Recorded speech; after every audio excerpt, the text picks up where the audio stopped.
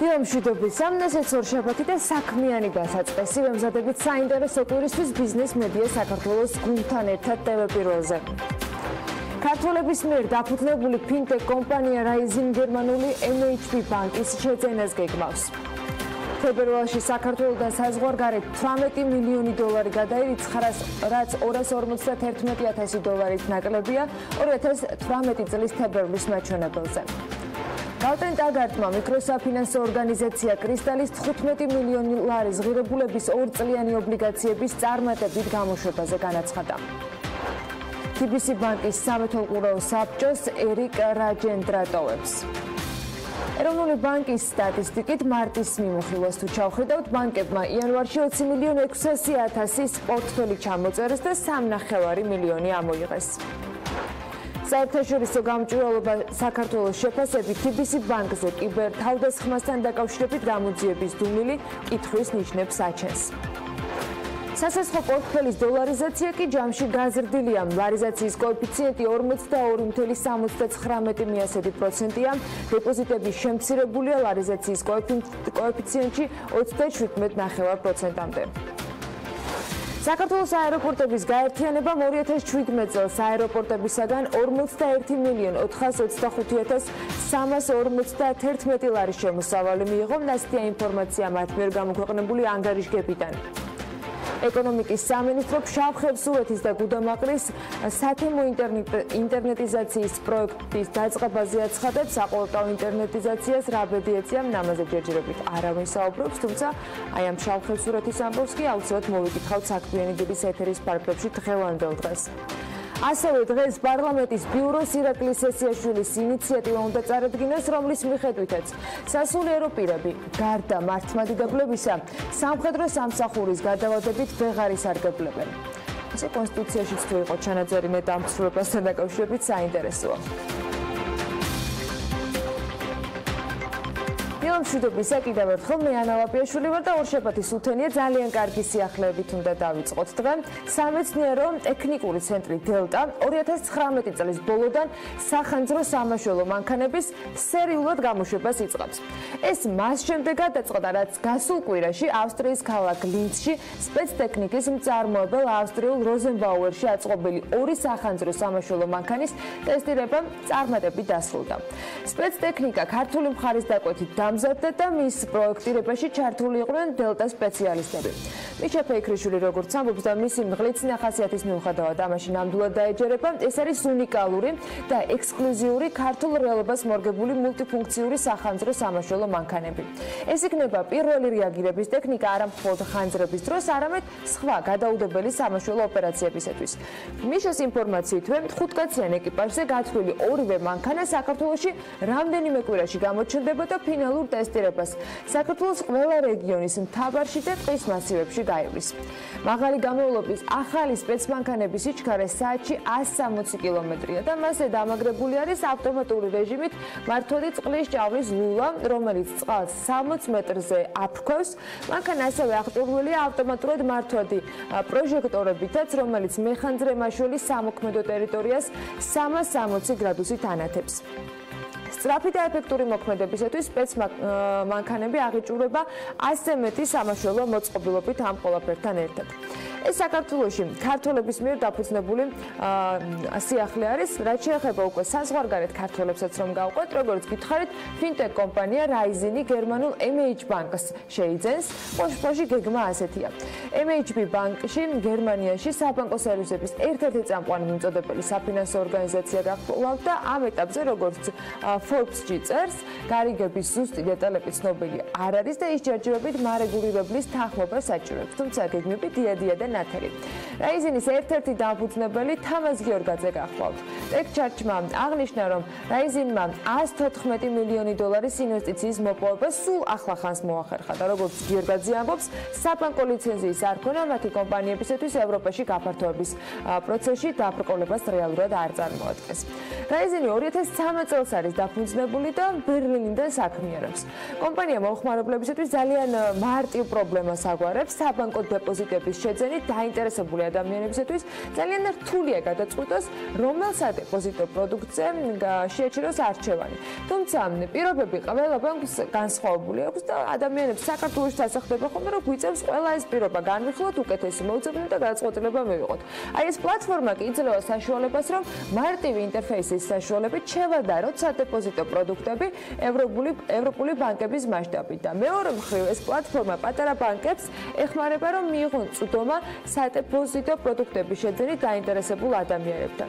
აი ასეთი ამბებია თან უდაოდ საამაყო სიახლეები, სამაყოა შედეგიც და ის შრომაც, რომელიც ამ საქმისათვის არის ამ ადამიანების მხრიდან გაწეული და დარწმუნებულია რომ განათლებაშიც არანაკლები შრომა აქვს ჩადებული. და როდის ვიღებთ შედეგს? ყველას რომ გვახარებს, აი ისეც. როცა კვალიფიციური კადრი ადეკვატურ გარემოში შრომობს, მაგრამ იქამდე როგორ უნდა მივიდეთ? განათლებით სწორი საგანმანათლებლო სისტემით და კიდევ ძალიან ბევრი კომპონენტია, თუმცა ამ ყველა კომპონენტთან დაკავშირებით ალბათ პასუხი ზუსტი არ შეიძლება არსებობდეს. წინამძღოლში კი შეგვიძლია ვისაუბროთ იმაზე, დღეს რა ხდება ჩვენთან. რეპეტიტორების თემას აუცილებლად მიმოვიხილავთ. BMG-ი ახალი მიმოხილვით გადაწყვეტა, რომ გამოხმაურებოდა ამ საკითხს, რომელიც აქტუალური რამდენიმე კვირაა განსაკუთრებით გახდა. სახელი შეურჩია შესაბამისი ამ კვლევას უთანასწორობა განათლებაში. თბილისში ერთი მოსწავლისათვის რეპეტიტორი ამ კვლევის მიხედვით ოჯახს დაახლოებით თვეში 100-დან 1000 ლარამდე უჯდება. რეგიონებში ეს 50-დან 750 ლარამდეა. მონაცემები სხვათა შორის იმის თქმის საფუძველსაც იძლევა, რომ რეპეტიტორებზე ხელმისაწვდომობა განსხვავდება ოჯახის შემოსავლის მიხედვით. ყველა ასაკობრივ ჯგუფში მაღალი ეკონომიკური შემოსავლების მქონე ოჯახების მოსწავლეებს შორის უფრო გავრცელებულია რეპეტიტორების პრაქტიკა. მაღალი შემოსავლის მქონე ოჯახებში მე-12 კლასელთა 87% ყავს რეპეტიტორი, მაშინ როცა დაბალ სოციალურ-ეკონომიკურ ჯგუფში შესაბამისი მაჩვენებელი არის 37%-იანი. რეპეტიტორების საკითხზე უახლესი კვლევის მიხედვით მოსწავლეებს ჩვეულებრივ 1-დან 5 საგანში ყავთ დამხმარე და ფასები თბილისში 100-დან 200 ლარამდეა თითო საგანზე ოღონდ. დანარჩენ საქართველოში მშობელს ერთ საგანში შვილის მომზადება დაახლოებით 50-დან 150 ლარამდე უჯდება. საუბარია ერთთვიან ფასზე და სხვათა შორის BMG-ის კვლევაში აღნიშნულია, რომ 2018 წლის საზოგადოებრივი აზრის გამოკითხვის შედეგებზე დაყრდნობით მოსახლეობის 73%-ის აზრია ასეთი, რომ კერძო რეპეტიტორი აუცილებელია ერთიანი ეროვნული გამოცდების ჩასაბარებლად. ამ ხელა პროცენტზე გვაქვს საუბარი. ანუ ამდენი ადამიანი თulis, რომ სკოლაში მიღებული განათლება საკმარის უბრალოდ არ არის იმისათვის, რომ უმაღლეს სასწავლებელში მათი შვილი მოხვდეს. ასევე ყურადსაღებია, რომ კერძო რეპეტიტორის საჭიროება არ უკავშირდება მხოლოდ ერთიან ეროვნულ გამოცდებს. იმავე გამოკითხვაში მოსახლეობის 58%-მა თქვა, რომ კერძო რეპეტიტორი აუცილებელია სკოლის საატესტატო გამოცდების ჩაბარებისთვის, რომელიც სხვათა შორის მოიხსნა. 47%-ისათვის კი რეპეტიტორი საჭიროა სკოლაში წარმატებისთვისაც. ანუ სკოლაში რომ კარგი ნიშნები ყავდეთ მოსწავლეებს, აი იმისთვის არის საჭირო რეპეტიტორიო. მართალია განათლების სამინისტრომ და მთავრობის თითქმის სრულმა სტრუქტურამ ბევრი ისაუბრა რეფორმებზე და სისტემაზე, რომელიც უარყოფის მიუხედავად ერთი შეხედვით რეპეტიტორის სისტემის და აუცილებლობის მოხსნაზეა გათვლილი, თუმცა ვნახოთ პრობლემის სათავე ძიება ჩემი მოკრძალებული აზრით, რა თქმა უნდა, ცოტა სხვაგვარ მიდგომას საჭიროებდა და არ ვსაუბრობ მხოლოდ საშუალო განათლებაზე. ამის დასტურიც აგერ სახელმწიფო აუდიტის სამსახურის ახალი ანგარიშია. რატომ ხდებიან მოტივირებული აბიტურიენტები, დემოტივირებული სტუდენტები? ეს უკვე შემდეგი ეტაპია. ამ ძალიან საინტერესო შეკითხვაზე პასუხის გასაცემად აუდიტორებმა სახელმწიფო სასწავლო დაფინანსების სქემა შეისწავლეს და უმაღლეს განათლებასთან დაკავშირებული მიდგომების და შეფასების მეთოდების გაუმჯობესების მიზნით რეკომენდაციები შეიმუშავეს. მოდით ჩავხედოთ ამ რეკომენდაციებს.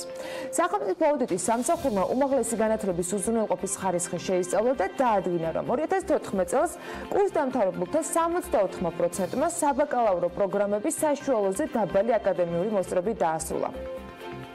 ეფექტიანობის აუდიტის ანგარიშის მიხედვით საშუალოზე დაბალი აკადემიური მოსწრების მქონე კურსდამთავრებულთა 40% სწორედ ის სტუდენტები არიან, რომლებმაც ერთიანი ეროვნული გამოცდები წარმატებით ჩააბარეს და მიიღეს სახელმწიფო დაფინანსება 50%-ით ან 100%-იანი. აუდიტორებმა რეკომენდაციაში ასევე მიუთითეს, რომ აუცილებელია შეიცვალოს დაფინანსების წესი, რომლის მიხედვითაც სტუდენტს ერთიან ეროვნულ გამოცდებზე მოპოვებული გრანტი უნარჩუნდება სრული საბაკალავრო კურსის მანძილზე. ანუ იმის მიხედვით კარგად სწავლობს თუ ცუდად. სახელმწიფო აუდიტის სამსახურის რეკომენდაციების შესაბამისად განათლებისა და მეცნიერების სამინისტრო მუშაობს ამ დაფინანსების სქემის მოდიფიცირებაზე, რაც 2017-21 წლების განათლებისა და მეცნიერების ერთიანი სტრატეგიით არის გათვალისწინებული კიდეც. თუმცა ეს წლევანდელ სტუდენტებს და აბიტურიენტებს, რომლებიც წელს აბარებენ უმაღლესში, ყოველ შემთხვევაში არ შეეხებათ, იმიტომ რომ ჯერ არაფერი ვიცით ოფიციალურად. სქემაში კი ნამდვილად არის. დაფინანსების ახალი მოდელის შეძენა კი, როგორც აუდიტის სამსახური აღნიშნავს, იძლევა იმედს, რომ 2019 წლიდან სტუდენტები ეროვნული გამოცდების შედეგად მოპოვებულ გრანტს შეინარჩუნებენ აკადემიური მიღწევების შესაბამისად, ხოლო სახელმწიფო მილიონობით ლარს აღარ დახარჯავს საშუალოზე დაბალი მოსწრების მქონე სტუდენტების დაფინანსებაზე. მაგალითისათვის, ეფექტიანობის აუდიტის ანგარიშის მონაცემებში წაიკითხავთ, რომ 2015 წელს საქართველოს უმაღლეს სასწავლებელში აქტიური სტატუსის მქონე 122,000-ზე მეტი სტუდენტიდან 57% იღებდა დაფინანსებას, რაც სახელმწიფოს დაუჯდა 74 მილიონი ლარი. სხვათა შორის თავდაპირველად სტატია აუდიტის სახელმწიფო სამსახურმა ბლოგის სახით გამოაქვეყნა, თუმცა მოგვიანებით უკვე ჩაშალა რეკომენდაციები და ანალიზი, რომელიც მას უკავშირდება. კონი საინტერესო მიგნებებია და მნიშვნელოვანია კითხვის არსებობა, როცა ვიცით, რომ პასუხი საპოვნელი გვაქვს. საპოვნელი გვაქვს მათ შორის პასუხი იმასთან დაკავშირებით, რა შეიძლება იყოს გამოსავალი ამ ყველაფრიდან გამომდინარე. ახლა სხვა ამბებსაც უნდა ჩავხედოთ აზიურ ფაროსანას იდენტიფიკაციასთან დაკავშირებით და გავრცელების არეალის დადგენისათვის რუსეთის ეროვნული სააგენტოს მონიტორინგის ჯგუფები დასავლეთ საქართველოში გასვლით შეხვედრებს ამ კვირაში იწყებენ. BMG-ის შესაბამისი სააგენტოდან მიაწოდეს ამასთან დაკავშირებით ინფორმაცია და აღნიშნავენ, რომ 20 მარტიდან ფიტოსანიტარები და მონიტორინგის ჯგუფის წევრები საკარმიდა მონაკვეთებს, თხილის ფართობებს, საცხოვრებლო შენობებს დაათვალიერებენ. აპრილიდან კი დაიწყება უკვე სპეციალური ღონისძიებები იმისათვის, რომ ფერომონების დამონტაჟება მოხდეს და ამ ფერომონების მეშვეობით დადგინდება მავნებლის რაოდენობა და გავრცელების არეალიც. მავნებლის საწინააღმდეგო ღონისძიებების დაწყების ზუსტი თარიღი და დასამუშავებელი ტერიტორიების არეალი უკვე მონიტორინგის შედეგების საფუძვლით განისაზღვრება. გასვლითი შეხვედრების გეგმები და მავნებლის წინააღმდეგ დაგეგმილი ღონისძიებები კი შესაბამისი ჯგუფის წევრების საკოორდინაციო მართვის ცენტრით მოხდება, რომელსაც ხელმძღვანელობს შალამბერიძე და ის ამბობს, რომ მავნებელთან ბრძოლაში უმნიშვნელოვანესია ყველა რგოლის, მოსახლეობის, ფერმერების, ადგილობრივი თვითმმართველობის ჩართულობა და რა თქმა უნდა მათი შეთანხმებული მუშაობა, რაც ხელს შეუწყობს მავნებლის პოპულაციის შემცირებას და თავიდან ეკონომიკურ ზარალს აარიდებს თვითონ იმ ადამიანს, ვისაც ეს პრობლემა ეხება და რა თქმა უნდა ჯამში მთლიან ქვეყანასაც. ვიდრე საქართველოს ხელისუფლების კონტროლირებად ტერიტორიაზე ასე ნაბიჯნებით იგეგმება ყველაფერი, ოკუპირებულ რეგიონში რა თქმა უნდა თავისი მეთოდები აქვს. მაგალითად, გალიტივი ამბობს, რომ გალში დაახლოებით 1 კვირა, რაც აზიური ფაროსანას წინააღმდეგ ბრძოლა ერთ-ერთი მათ მიერ უკვე გამოცდილი მეთოდით, ანუ მექანიკური საშუალებებით განაახლეს. სოფელ შაშიკვანაში ამოქმედა პუნქტი, სადაც მერე მოსახლეობისაგან შეგროვებულ ფაროსანას იბარებენ კიდეც. ადგილობრივებს მავნებელი მწერი ტომრებით, პლასტმასის ბოთლებით და პარკებით მიაქვს. De facto, სოფლის მეურნეობის სამინისტროს ჩართულობით შექმნილია სამუშაო ჯგუფიც, რომელმაც პროცესს თვალი უნდა მიადევნოს. მათ ვინც ფაროსანას აბარებს, თან უნდა ჰქონდეთ პირადობის დამადასტურებელი მოწმობა სპეციალური ფორმის შესავსებად. დღეისათვის როგორც ამბობენ, ანუ როცა მაშინ ეს მასალა გამოქვეყნდა, 212 კილოგრამი მავნებლის შეგროვება მოხერხდა. 1 კილოგრამი მოსახლეობას 1000 რუბლად უჯდება, ანუ 1000 რუბლს უხდიან. შარშან 2 ტონა ნახევარი შეგროვდა სხვათა შორის ამავე მეთოდით, ანუ სულ ტომატომარა შეაგროვეს ფაროსანა. სოხუმში იმასაც ამბობენ, რომ წელის პოპულაცია გასულ წელს 50%-ით შემცირდა. ასეთი მეთოდებით არ ვიცი რამდენი შეიძლება დაიჯერებოდეს და აღნიშნავენ, რომ ამ ხერხით ბრძოლა ძალიან ეფექტურია. ანუ თითო ფაროსანას დასდევენ. De facto სოფლის მეურნეობის მინისტრის მოადგილე არტურ სარაბიკიანის განმარტებით კი ისინი პრობლემასთან საბრძოლოდ სპეციალური პროგრამის ფარგლებში, რა თქმა უნდა, რუსეთთან თანამშრომლობენ. სოხუმმა 7 მილიონი ლარი გამოყო, რუსეთისაგან კი დამატებით 3 მილიონ რუბლს ელოდებიან და სხვათა შორის აღინიშნა ისიც, რომ აფხაზეთის აღმოსავლეთ რაიონებიდან დაწყებული ბრძოლა მალე მთელი ქვეყნის მასშტაბით გავრცელდება. ქვეყანა რა თქმა უნდა ბრჭყალებში, იმიტომ რომ არ არსებობს ეს ქვეყანა. აზიურმა ფაროსანამ აფხაზეთში თხილის და ხილის მნიშვნელოვანი ნაწილი განადგურა, იგივე პრობლემას ხოთაშორის სამეგრელოს რაიონებიც. ნუ არ შემიძლია რამე კომენტარი გავაკეთო სერიოზული ამ თემასთან დაკავშირებით, ხა ხელით როგორ შეიძლება ფაროსანა დაიჭირონ, ან საერთოდ რა სქემაზე შეიძლება იყოს საუბარი, რამე სერიოზულთან დაკავშირებით მე მგონი რეფერზე ვერ ვიმჩნევთ, მაგრამ ნახოთ, მაყურებლისათვის მიმინდია ამ ყველაფერთან დაკავშირებით ანალიზი. ძალიან საინტერესოა ხოთაშორის და ვერაფრით ვერ ამოხსენი, აგერ უკვე მეორე წელია კითხვაზე პასუხი, რას უშვებიან მე ამ შეგროვებულ მავნებელს? ოსპოში არავინ არ წერს ამასთან დაკავშირებით, მაგრამ რაც ვიცით ის არის, რომ ფაროსანას გასანადგურებლად ორი მეთოდი არსებობს, ან უნდა დაწვა ისინი, ან წყალს გაატანო. წყალშიც არსებობს შანსი გადარჩენის, ამიტომ დაწვა უკეთესი ვარიანტია. ცეცხლის დანთება ცუდი აზრი ნამდვილად არ უნდა იყოს, ისე ცეცხლზე ნავთზე გახსენებაზე. მგონი დრო არის უკვე რომ ლევან თახიაშვილი შემოგვიერთდეს ნავთობის ფასების მიმოხილვით. ლევან, დილა მშვიდობის. მე რასაც დავაკვირდი, პირადი მოხმარებიდან გამომდინარე, ბოლო ერთი კვირის განმავლობაში ზოგიერთი ტიპის საწოვის ფასი კიდევ გაიაფებულია. შენგან გადამოწმებული მონაცემები რას ამბობენ? კი ბატონო, ცეცხლი და ნავთი ნამდვილად არ გვაქვს, მაგრამ ნავთობის ფასებზე აუცილებლად მოგიყვებით. ბოლო ერთი კვირის განმავლობაში ნავთობის ფასმა საერთაშორისო ბაზარზე სამწუხაროდ მოიმატა. ნიუ-იორკის ნავთობის ბირჟაზე ფასი დაახლოებით $2.5 გაიზარდა და როგორც ეკრანზე ხედავთ, მისი ფასი $48.5 ტრადიციისამებრ დაახლოებით იგივე მოხდა ლონდონის საფონდო ბირჟაზეც. გასულ კვირას ნედლი ნავთობის ფასი $65 და 74 ცენტს შეადგენდა. დღეს კი როგორც გრაფიკზე ხედავთ, ეგრეთ წოდებული შავი ოქროს ღირებულება $67 და 16 ცენტია. საინტერესოა განვიხილოთ ფასზე მოქმედი ფაქტორებიც. როგორც ჩანს, ნავთობის გლობალური ბაზარი გასული პერიოდის განმავლობაში მიყენებული ფინანსური ზარალის ანაზღაურებას ცდილობს, რის გამოც ოპეკის წევრმა ქვეყნებმა კვლავ შეამცირეს ნავთობის მოპოვების რაოდენობა. შესაბამისად, მათ ზემოქმედება მოახდინეს ბაზარზე და ფასებიც ზემოთ წავიდა.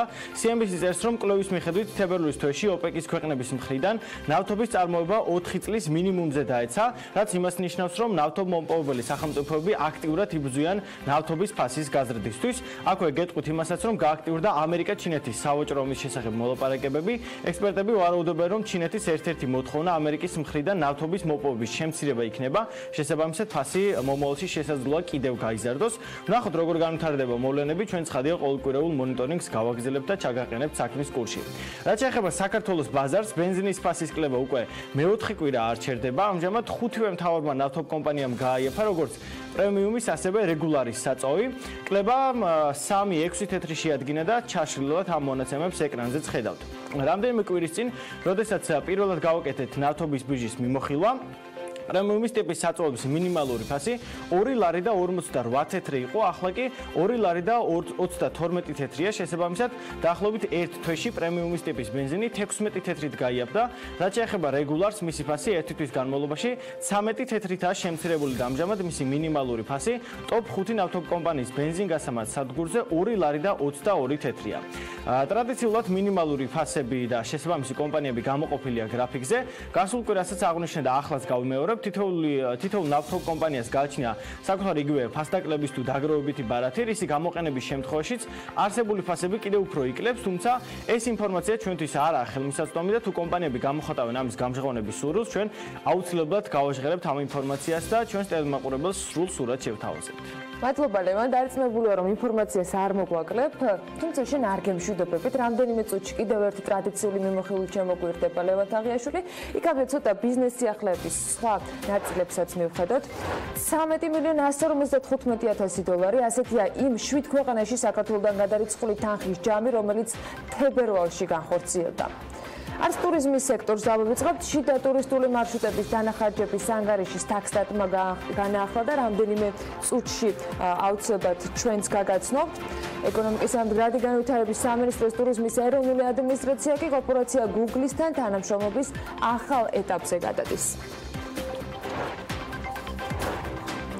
მაქვს პატივი უკეთ გაგაცნოთ ჩემი სამშობლო საქართველო, რომელიც ისეთივე უნიკალური ამ სამყაროში, როგორც თქვენი ამომავალი მზის ქვეყანა. ამ სიტყვებით მიმართა პრემიერ-მინისტრმა ტოკიოში შეკრებილ სტუმრებს, რომლებსაც ქართულ დღეზე უმასპინძლა. მთავრობის მეთაურმა იაპონელ ხალხს საქართველოს ერთგული მეგობრობისათვის გადაუხადა მადლობა და გამოთქვა იმედი, რომ ორმხრივი ურთიერთობები განვითარების ახალ დონეზე გადავა. ბაღდაძემ ორი სახელმწიფოს დიპლომატიურ ურთიერთობებზე ისაუბრა, რომელიც უკვე მეოთხე საუკუნეს ითვლის და აღნიშნა, რომ ამ პერიოდში მნიშვნელოვანი და ხელშესახები შედეგების მიღწევა გახდა შესაძლებელი. პრემიერ-მინისტრმა სიტყვით გამოსვლისას ის თქვა ისიც, რომ მეგობრობა და თანამშრომლობა კვლავ გაღრმავდება ყველა მიმართულებით, იქნება ეს სავაჭრო, ეკონომიკური და ბიზნეს ურთიერთობა თუ თანამშრომლობა განათლების, ტურიზმის და კულტურის სფეროებში. პრემიერმა რა თქმა უნდა მადლობა უთხრა ყველა იმ ადამიანს, ვისი ძალისხმევითაც შესაძლებელი გახდა, რომ ქართული დღეების მოწყობა შემდგარი იყო ტოკიოში, არ დავიწყებია ტოჩინოშინი და ძალიან ბევრი სპორტსმენი, რომელიც ამ ქვეყანას უახლოეს მომავალში ესტუმრება. ჩვენ დიდად ვაფასებთ, რომ იაპონია, რომელიც სოფლიო ეკონომიკის ერთ-ერთი მთავარი ძალა და თანამედროვეობის, ინოვაციების, ტექნოლოგიების კუნძულია, დღეს საქართველოს მეგობარი ქვეყანაა და ჩვენი სახელმწიფოს ერთგული და სანდო პარტნიორია. მადლიერებით მინდა ხაზი გავუსვა იაპონიის მთავრობის მტკიცე პოზიციას საქართველოს სუვერენიტეტისა და ტერიტორიული მთლიანობის მიმართ და აღნიშნო, რომ მადლიერი ვართ იაპონიისა და იაპონელი ხალხის უმნიშვნელოვანესი მორალური და მატერიალური თანადგომისა, რომელიც ასე სჭირდება ქართულ სახელმწიფოს. რუსეთი, თურქეთი, აზერბაიჯანი, უკრაინა, საბერძნეთი, უზბეკეთი და სომხეთი ეს ის 7 ქვეყანაა, სადაც თებერვალში საქართველოსთან ყველაზე მეტი თანხა გადაირიცხა. 7-ვე ქვეყანაში გზავნილების მოცულობა 13,155,000 დოლარი შეადგინა, რაც თებერვალში განხორციელებული მთლიანი გადარიცხვების 74%-ია. 2019 წლის თებერვალში საქართველოსთან საზღვარგარეთ 17,700,000 დოლარი გაიგზავნა, ლარში ეს დაახლოებით 47,100,000-ია. ნაცვლად 18 მილიონი ამერიკული დოლარისა, ანუ 44,300,000 ლარისა, რომელიც 2018 წლის თებერვალშია დაფიქსირებული. სტატისტიკის ეროვნულმა სამსახურმა ადგილობრივი ტურიზმის სტატისტიკაც განაახლა. 2018 წელს საქართველოს ტერიტორიაზე 15 წლის და უფროსი ასაკის ადგილობრივი ვიზიტორების საშუალო თვიური რაოდენობა იყო 914,100, რომელმაც ქვეყნის ტერიტორიაზე 1,100,000 ვიზიტი განახორციელეს. სხვათა შორის, ამ პერიოდში ვიზიტების რაოდენობა 4%-ით აღემატება 2017 წლის შესაბამის მონაცემებს. 2018 წელს საქართველოს რეზიდენტი ვიზიტორების მიერ ქვეყნის ტერიტორიაზე განხორციელებული ტურისტული ტიპის ვიზიტების საშუალო თვიური ოდენობა 81,400-ით განისაზღვრა, რაც 6,9%-ით მეტია წინა წლის შესაბამის პერიოდს თუ შევადარებთ. 2018 წელს ვიზიტორების 37,7% მიეკუთვნებოდა 31-დან 50 წლამდე ასაკობრივ კატეგორიას.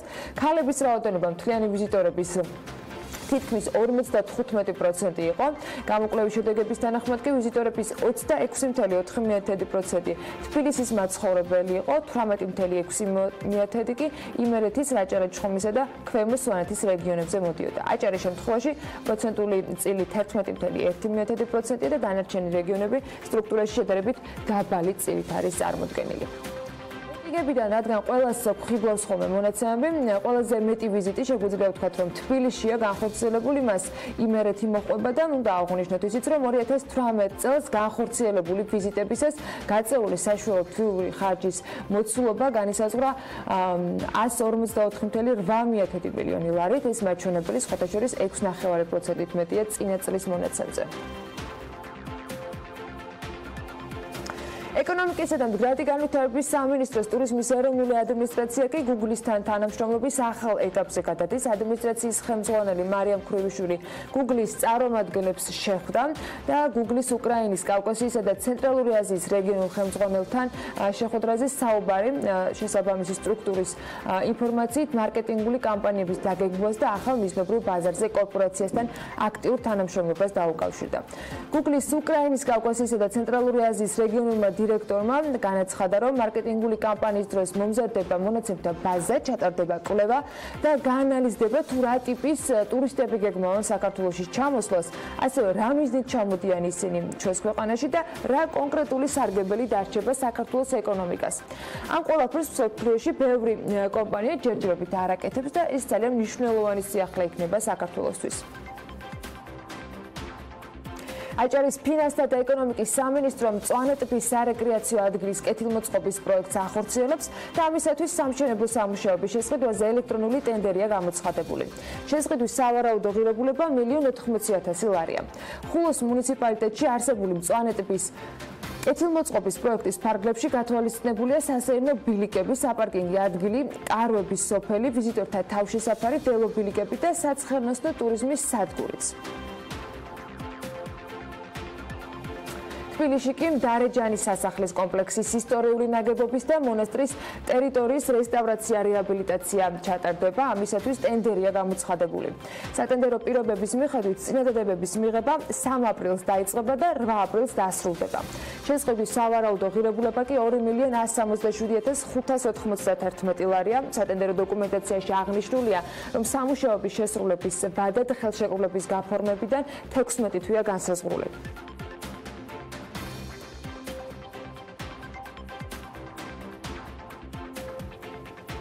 უჯაფო ბოსტნეულს ახალ ვაკუუმ შეფუთვებში გამოუშვებს. ამასთან დაკავშირებით კომპანიის დამფუძნებელმა გიორგი ტორონჯაძემ BMG-ისთან ისაუბრა.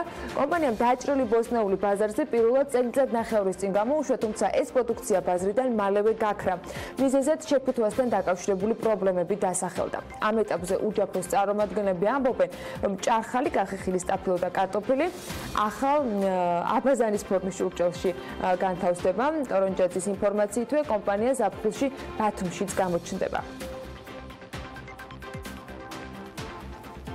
რადგან თბილის გავცდით, კახეთისაკენაც უნდა გავიხედოთ. კახეთის რეგიონში რეგიონული განვითარების ფონდიდან დამატებით კიდევ 6 ინფრასტრუქტურული პროექტი განხორციელდება. ყვარელში მაგალითად დამატებით 2, ახმეტაში 1, თელავში 1 და დედოფლის წყაროში კიდევ 2 პროექტია დაგეგმილი. რეგიონებიდან ყვარლის მუნიციპალიტეტს 2 პროექტის განსახორციელებლად 1,501,000 ლარი დაემატა. კერძოდ სოფელ გავაში სკოლის მიმდინარე გზის მოასფალტება დაგეგმილი, სოფელ ალმატაში სკოლასთან და საბავშვო ბაღთან მისასვლელი გზის რეაბილიტაცია გათვალისწინებული და როგორც კახეთი ნიუსი წერს, ამავე ფონდიდან ახმეტის მუნიციპალიტეტს დამატებით 1 პროექტისათვის 695,972 ლარი გამოეყო. ახმეტის ნომერ 1 საბავშვო ბაღის რეაბილიტაცია მოხდება თანხით და დამატებითი თანხა თელავის მუნიციპალიტეტის კიდევ 1 პროექტისათვის არის გამოყოფილი. რუისპირში სასმელი-წყლის მაგისტრალის და შიდა ქსელების რეაბილიტაციას 375,174 ლარი მოხმარდება, რაც შეეხება დედოფლის წყაროს მუნიციპალიტეტებს. აქ 2 პროექტის განსახორციელებლად 385,017 ლარი დაიხარჯება დამატებით. ამ თანხით დედოფლის წყაროში და სოფელ ხორნაბუდში გარე განათება უნდა მოეწყოს. სიღნაღში ახალი სახანძრო სამაშველო დეპოს მშენებლობა მიმდინარეობს. საგანგებო სიტუაციების მართვის სამსახურში ამბობენ, რომ მუნიციპალიტეტის მოსახლეობას ახალი დეპო 2019 წლის სექტემბრიდან მოემსახურება. კახეთი ნიუსთან უწყებაში განმარტავენ იმასაც, რომ შენობა თანამედროვე სტანდარტების შესაბამისად იქნება აღჭურვილი, რაც მნიშვნელოვნად მეხანძრე მაშველის სამუშაო პირობებს გააუმჯობესებს. ახლა კიდევ ერთი ამბავი, კომპანია დირსმა საკრებულოს წევრებთან ერთად მორიგი გამწვანების აქცია გამართა ვარკეთილის მიმდებარე ტერიტორიაზე და 100 ძირი ხე დარგეს. უშუალო პროცესს ლევან თაღიაშვილი ესწრებოდა, აკურდებოდა და ახლა ჩვენს მოგუყვება რა ხდებოდა ვარკეთილის მიმდებარედ. კომპანია დირსის მხარდაჭერით და საკრებულოს ინიციატივით კამპანია გაამწვანა ვარკეთილის ფარგლებში. 166 საბავშვო ბაგაბაღის ტერიტორიაზე 100 ძირი კედრის ხე დაიდგა. თბილისის საკრებულოს ინიციატივით ვარკეთილის ერთ-ერთი უბანის გამწვანებას ვახორციელებთ. მე ვფიქრობ, რომ ძალიან მნიშვნელოვანია კერძო სექტორის მონაწილეობა. იქიდან გამომდინარე, რომ ეს ქვეყანა მარტო საჯარო სამსახურების მიერ არ არის ასაშენებელი. ჩვენ გარდა ამისა, მიუხედავად იმისა, რომ ახლა სიმბოლურად ვიღებთ მონაწილეობას დაახლოებით 100-მდე ძირი ენერგიდავგით, ჩვენს ტერიტორიაზე დაახლოებით 5-დან 6,000-მდე ხელმძენარის დარგვას ვაპირებთ უახლოესი 2-3 წლის განმავლობაში. დღეს ცოტა სიმცირე არის კერძო სექტორის, იმედი მაქვს და მოუწოდებ ასევე ჩვენს ბაზარზე მოქმედ ყველა დიდ ბიზნესმენს, რომ მიიღონ მსგავს აქციებში მონაწილეობა. მე ვფიქრობ, რომ ეს ერთ-ერთი ის პრობლემაა, რომელიც დღეს ქალაქში ყველაზე მწვავედ დგას და ჩვენი ინიციატივა, როდესაც მივიმართეთ კერძო კომპანიებს, იყო ზუსტად ეს, რომ ყველამ რაღაცა წვლილი გაიღოს იმაში, რომ ჩვენ ქალაქში ეკოლოგიური მიმართულებით მდგომარეობა შეიცვალოს. მე მინდა ყველა კომპანიას დიდი მადლობა გადაუხადო, რომელიც გამოგვეხმაურა. გამწვანების აქციაში მონაწილეობა დირსის თანამშრომლებთან, მუნიციპალიტეტის წარმომადგენლებთან და ადგილობრივ მოსახლეობასთან ერთად თბილისის სახელმწიფო უნივერსიტეტის და კავკასიის უნივერსიტეტის სტუდენტებმაც მიიღეს, რომლებიც სწავლის პარალელურად კომპანიაში სტაჟირების პროგრამას გადიან. რამდენიმე თვე არაც დირში გავდივარ სტაჟირებას და ვფიქრობ, რომ მსგავსი აქტივობების განხორციელება ძალიან მნიშვნელოვანია. ხშირად მიწევს ამ პერიოდის განმავლობაში CSR კამპანიებში ჩართულობა და დღესაც ძალიან მიხარია, რომ გამწვანების აქციაში ვიღებ მონაწილეობას და ვფიქრობ, რომ ყველას ჩართულობა და მათ შორის სტუდენტების ჩართულობაც მსგავს პროექტებში ძალიან მნიშვნელოვანია ჩვენთვის. კომპანია დირსის საცხოვრებელი კომპლექსის ტერიტორიაზე მტკვრის სანაპიროზე ბულვარისა და პარკის მასშტაბური განაშენიანების პროექტის განხორციელებას გეგმავს, სადაც 5000-ზე მეტი ხემცენარე დაირგვება და ევროპული ტიპის პარკი მოეწყობა, რაც დედაქალაქისთვის მნიშვნელოვანი შენაძენი იქნება. დღესთვის ნამდვილად ბევრი შრომა ნამუქმეებზე ლევანმა, რომელიც ახლა უკვე საქართველოს და ლონდონის საფონდო ბირჟების მიმოხილვით უნდა შემოგვიერთდეს.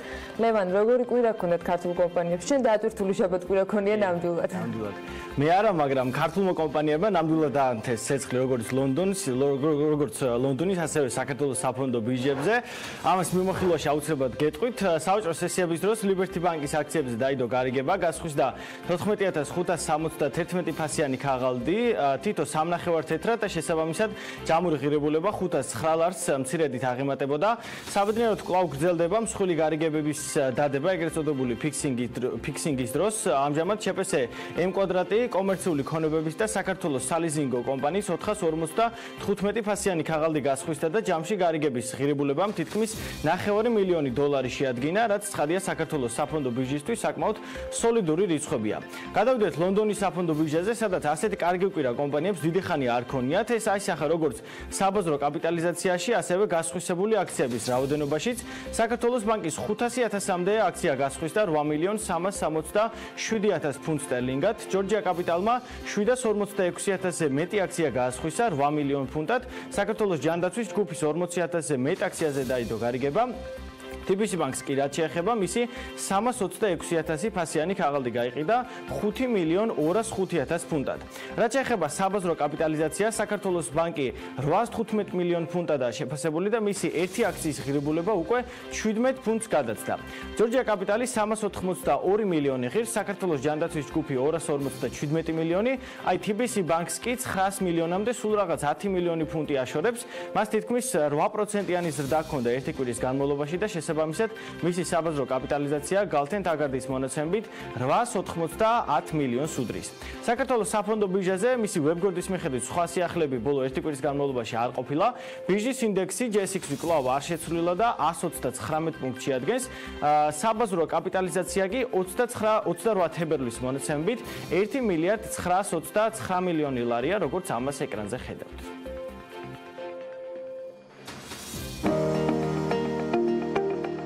ამინდის პროგნოზის სპონსორია სადაზღვევო კომპანია უნისონი.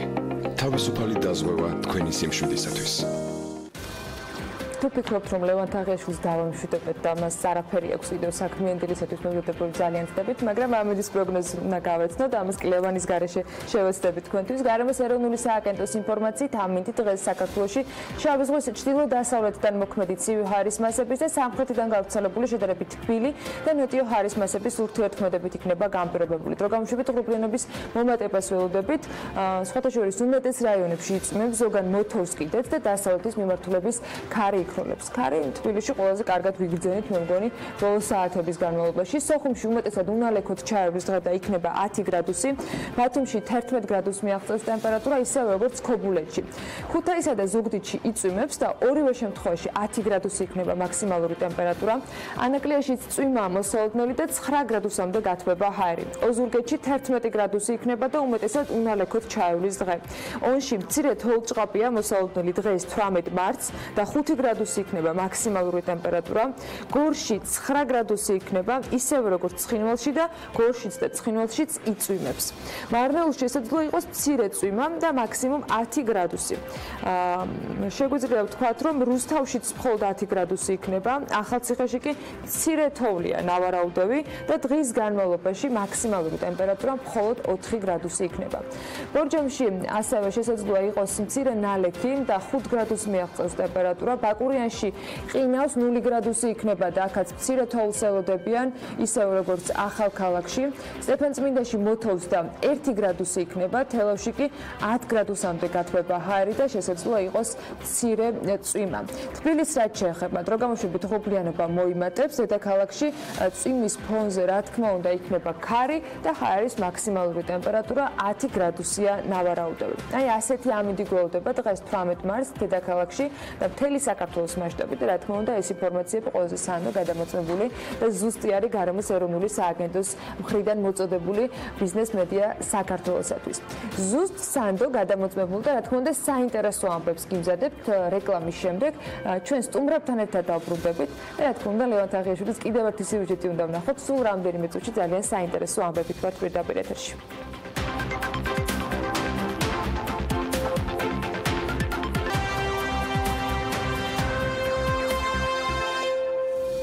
ეროვნული ბანკის რეგულაციების ამოქმედების შემდეგ მათ დაკმაყოფილებამ მხოლოდ რამდენიმე საბროკერო კომპანია მოახერხა. დანარჩენებს კი ბაზრიდან გასვლა მოუხდათ. ინფორმაცია საქმიანი მაყურებლებისათვის და მკითხველებისათვის BMG მუდმივად ამ მიმართულებით თქვენთვის აახლებს. თუმცა დღეს ერთ-ერთზე გვინდა რომ ყურადღება შევაჩეროთ. ლევან თაღიაშვილი თავის სიუჟეტში სწორედ მოქმედ კომპანიაზე ველზე მოგვიყვება, რომელიც აქტიურად უწევს ახალ ტრეიდერებს და მათთვის სოლიდურ შეთავაზებასაც ამზადებს და სთავაზობს.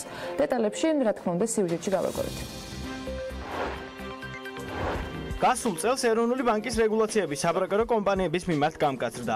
ახალი წესის მიხედვით გაიზარდა და დაიხვეწა საბროკერო კომპანიების სალიცენზიო მოთხოვნები. განისაზღვრა კომპანიების მმართველი ორგანოს წევრების შესაფერისობის კრიტერიუმები და დამატებით განისაზღვროთ მოთხოვნები კლიენტების სახსრებისა და ფინანსური ინსტრუმენტების ადმინისტრირებასა და განკარგვასთან დაკავშირებით. ამ ცვლილებების შედეგად ბაზარზე მხოლოდ რამდენიმე კომპანია დარჩა, რომლებმაც ყველა კრიტერიუმის დაკმაყოფილება შეძლეს.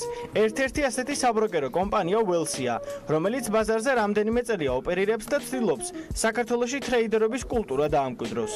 სავალუტო და საფონდო ბაზრებზე ვაჭრობის კულტურა საქართველოში ჯერ კიდევ ჩანასახის პროცესში არის. მიუხედავად იმისა, რომ არსებობდნენ ბროკერები, შეიძლება 10 წელსაც ითვლიდეს, მაგრამ როგორც ესეთი კულტურა ჯერ არ ჩამოყალიბებულა, გამოცდილებამ მოგცა საშუალება ჩამოყალიბებინა საბროკერო კომპანია უკვე თავისი სტრუქტურით, თავისი განყოფილებებით და დღეს აგერ უკვე ერთ წელი გახდება ფაქტიურად, რაც ამ ბაზარზე მუშაობ და ოპერირებთ. ძალიან პატარა კომპანია იყო, ჯერ კიდევ 2014 წელს, სულ რამდენიმე ადამიანი, 4-5 ადამიანი. შემდგომ ფაქტიურად ყოველწლიურად იზრდებოდა იქიდან გამომდინარე, რომ იხვეწებოდა ფაქტურად ვაჭრობის კულტურა, გვაქვს გარკვეული სტრატეგიები, გვაქვს გარკვეული წესები, ალგორითმები, რომლითაც ჩვენ ვაჭრობთ.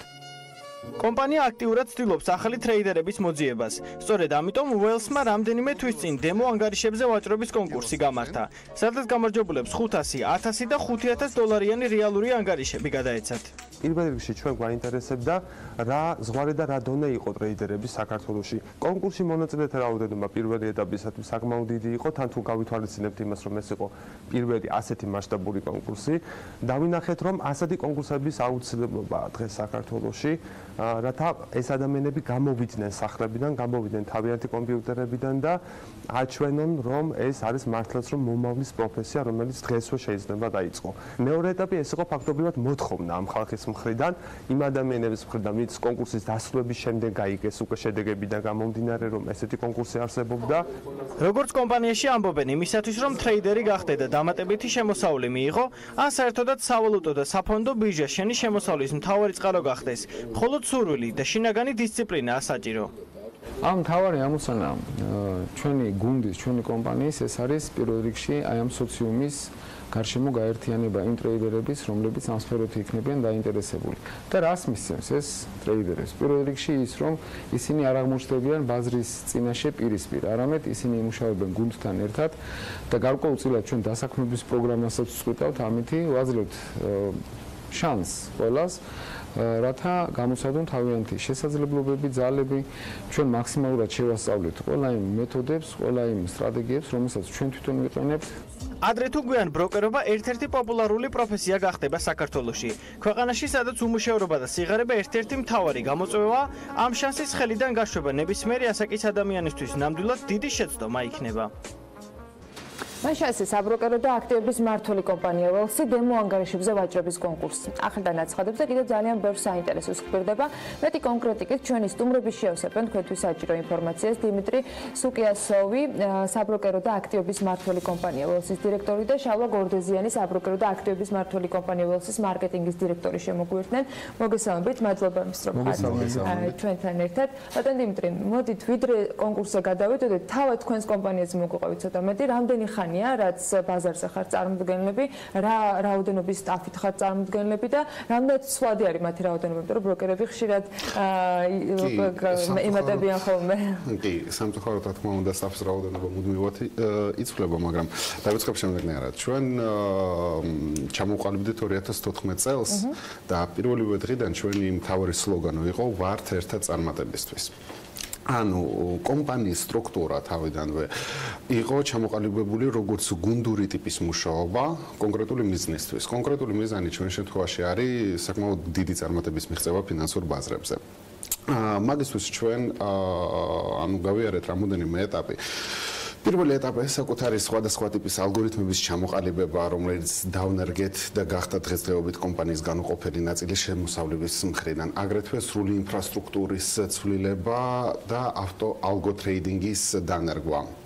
შემდეგი ეტაპი იყო პირველი პროპი საქართველოში, რომელიცაც საკმაოდ დიდად ვამაყობთ ახლა და 2018 წლიდან 11 აპრილიდან როგორც კი შემოვიდა უკვე რეგულაცია, ჩვენ შევედით საბროკერო ბიზნესშიც, იმიტომ რომ ჩვენ ეგ თემა ზოგადად ძალიან გვაინტერესებდა, მაგრამ მთავარი მიზეზი, რის გამოც მანამდე არ ვეხებოდეთ მაგ საქმიანობას, ეს იყო ის ფაქტი, რომ არ იყო რეგულირებადი.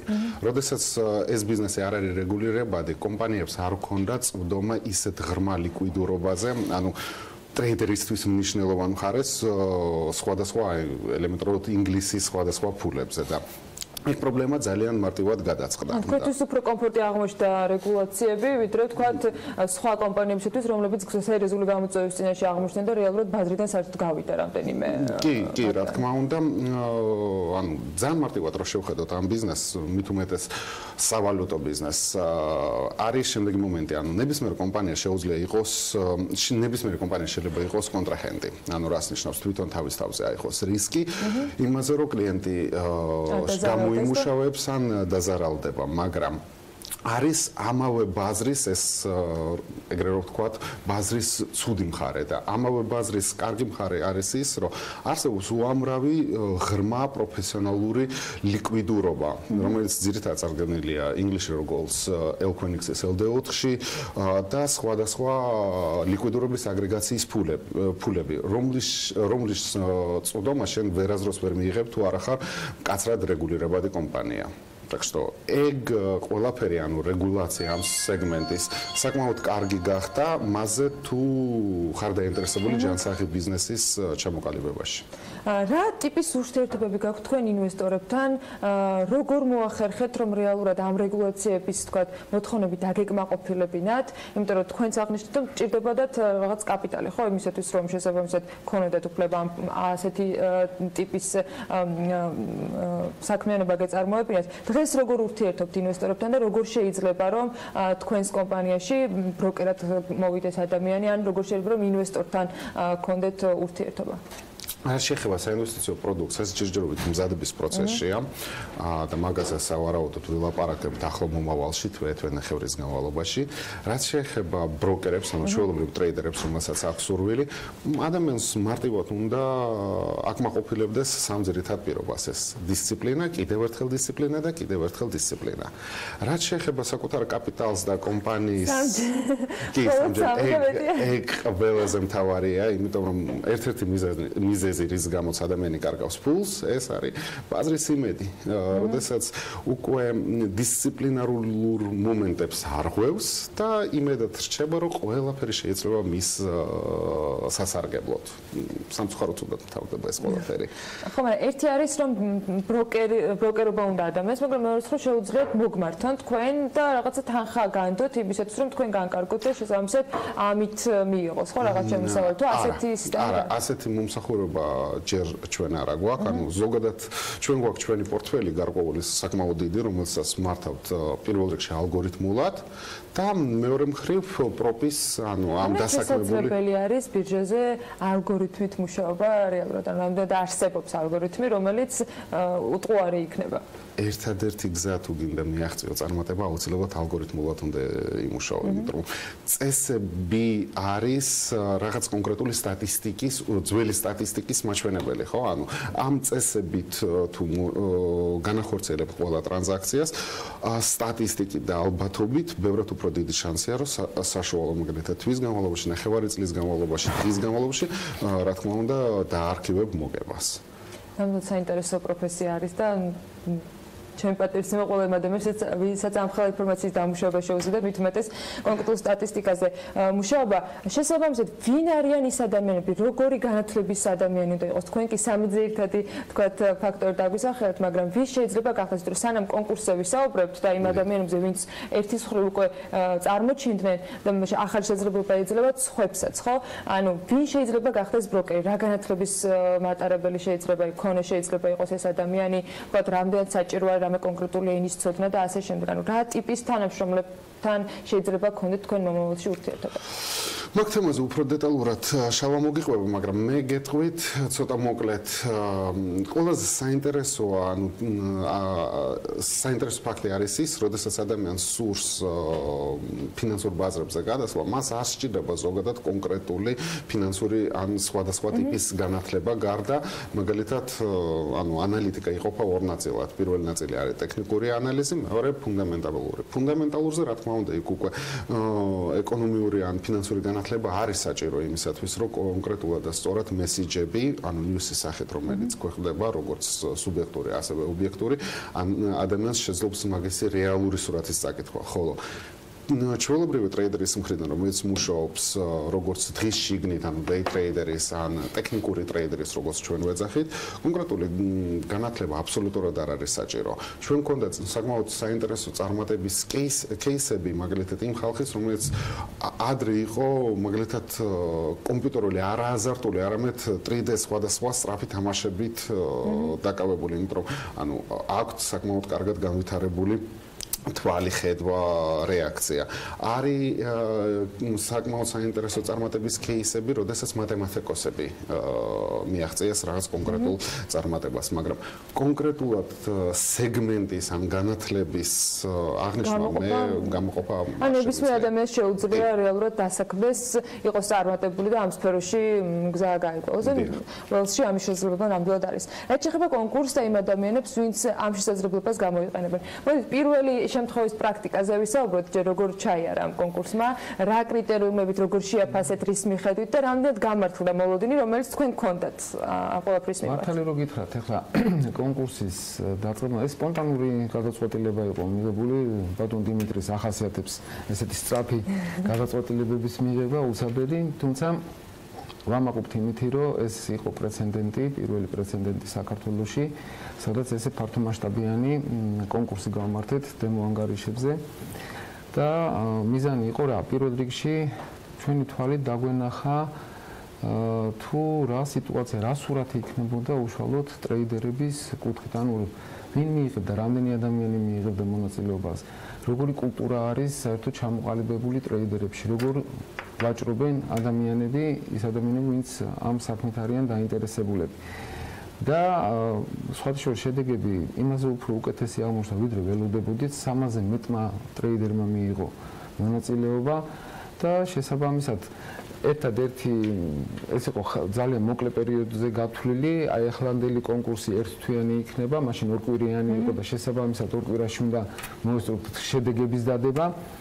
და პირველი რასაც ვითვალისწინებდი და რაც ჩვენთვის მნიშვნელოვანი იყო, ეს იყო არა ის თუ რა შედეგს დადებდა ტრეიდერი, არამედ მთავარი ამოცანა იყო დაგვენახა რამდენად სწორად დგავს ნაბიჯებს, რამდენად სწორ ტრეიდებს აკეთებს, რამდენად სწორად ვაჭრობს ადამიანი.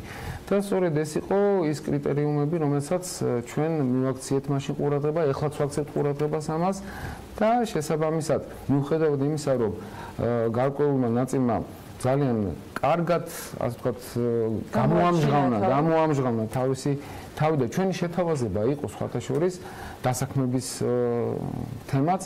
მაგრამ სამწუხაროდ აღმოჩნდა, რომ მათ ჰქონდათ უკვე სამსახური და შესაბამისად რეგიონალური ხო, რამდენიმე ადამიანი რეგიონიდანაც იყო, აი სიუჟეტში გამოჩნდა კიდევაც გოგონა, რომელიც საკმაოდ წარმატებული էր, დღესაც ვაჭრობს. შესაბამისად ის მენეჯერი არის ერთ-ერთ დარგში ბიზნესში და ვარი გითხრა. მაგრამ ერთი პლუსი ის არის, რომ დღეს ჩვენთან ვინც არიან დასაქმებულები, სწორედ ის კონკურსში მონაწილე ადამიანები არიან და დღეს ვამაყობთ იმითი, რომ აი ამით მაინც ასე ვთქვათ საინტერესო იქნებოდა დაარსებული საერთო სურათის დანახვა, რისი შესაძლებლობაც თქვენ გქონდათ, როგორც აღნიშნეთ. ახალ კონკურსს რაც შეეხება, როგორ შეიძლება მაშინ მონაწილეობისათვის ჩაერთონ ადამიანები, რომლებიც დაინტერესებული არიან, რომ უბრალოდ გამოაჩინონ თავი, თუნდაც რაღაცა დამატებით პრაქტიკა გაიარონ, რაღაცა ბოლოს არჩეულებრივი პრიზები იყო ამ კონკურსის შედეგად. როდიდან იქნება რეგისტრაცია, ვის აქვს მასში მონაწილეობის უფლება და ეს ერთი თვე რა პერიოდს მოიცავს? როდიდან იწყება და როდის თავდება? პირველი კონკურსში მონაწილეობა შეუძლია ნებისმიერს თავი არის სრულწლოვანი იყოს. ესეთი კრიტერიუმი, რომ უშუალოდ რაღაცა ფინანსური განათლება ქონდეს, ან გამოცდილება, ხო არ იყოფა რაღაცა გამოცდილი ტრეიდერების და აი რაღაც. ფაქტიურად ფინანსურ რისკს არ წევს ადამიანი, შესაბამისად ნებისმიერ შეუძლია მიიღოს გამოცადოს თავისთავად. თუნდაც დამწყებს და თუნდაც უკვე პროფესიონალს. ისინი არანაირ თანხას არ დებენ ამ კონკურსში მონაწილეობისთვის, ეს სრულად უფასო არის. რეგისტრაცია უკვე დაწყებული არის, ჩვენს ვებგვერდზე არსებობს წესები, რომელსაც უნდა გაეცნონ, დათანხმდნენ ამ წესებს და 1 აპრილიდან აპრილის ბოლომდე ჩატარდება ეს კონკურსი. ანუ აპრილის ბოლოს ველოდებით კიდევ რამდენიმე ძალიან საინტერესო ადამიანის გამოჩენას. კი ბატონო, ველოდებით. კიდევ რას ველოდებით უახლოეს მომავალში, როგორ იგეგმებთ? თქვენ ახსენეთ ინვესტორებთან ურთიერთობის სქემაზე, ჩვენ გვექნება უახლოეს პერიოდში სიახლეები, მაგრამ წინასწარ რა შეგვიძლია ვთქვათ ველსის გეგმებთან დაკავშირებით, რას გეგმავთ? იმიტომ რომ 2018 წლის აპრილიდან იყო ეს რეგულაციები, ხო, პრინციპში თითქმის 1 წელი არის, რაც რეგულაციები მოქმედა, არ არის ბევრი დრო. შემდეგი განვითარების ეტაპი რა იქნება ველსისთვის? ჩვენ მხრიდან, ახლო მომავალში ჩვენ ვნერგავთ უკვე უშუალოდ საფონდო ბაზრის ვაჭრობის ხელმისაწვდომო ინსტრუმენტებს და ამ წვდომის დანერგვისთანავე, რა თქმა უნდა, ამოქმედდება ჩვენი საინვესტიციო პროდუქტი. ჩვენ დროებით შევზღუდეთ, კი, ჩვენი კომპანია უკვე წლებია მუშაობს უშუალოდ აქტივების მართვით, მაგრამ რადგანაც Forex-ის, ხო, უშუალოდ სავალუტო ბაზრის უარყოფითი ნაწილი, სადაც თვითონ კომპანია შეიძლება გახდეს კონტრაჰენტი და ბევრი იურიდიული კითხვების გამო დროებით შევაჩერეთ, მაგრამ საფონდო ბაზრის წვდომისთანავე, რა თქმა უნდა, ჩვენ ამ სერვისსაც შემოვთავაზებთ და ახლო დღეებში ჩვენ წარვადგენთ პირველად საქართველოში ყველაზე თანამედროვე სავაჭრო პლატფორმას, რომლის მეშვეობით ნებისმიერ მსურველს შეიძლება მიიღოს წვდომა როგორც საფონდო, აგრეთვე ფიუჩერსების და სავალუტო ბაზარზე ერთი ტერმინალის მეშვეობით. ეს იქნება ველსის ახალი პლატფორმა? კი. ძალიან საინტერესო ამბავია. იმედი მაქვს, რომ გაგვიზიარებთ ამ სიახლეებსაც და რა თქმა უნდა ჩვენი საქმიანი მაყურებლისთვის საინტერესო იქნება. რა თქმა უნდა. დიდი მადლობა იმისთვის, რომ ვიყავით ჩვენთან ერთად. მასპინძლობთ დიმიტრი სუკიასოვს, საბროკერო და აქტივების მმართველ კომპანია ველსის დირექტორს და შალვა გოროდეზიანს, ამავე კომპანიის საბროკერო და აქტივების მმართველი კომპანია ველსის მარკეტინგის დირექტორს. მადლობა მათ იმისათვის, რომ ასე საინტერესო სიახლეები გაგვაცნეს. ახლა მცირე სარეკლამო პაუზა გულდება და ბიზნეს სიახლეებით დავბრუნდებით პირდაპირ ეთერში.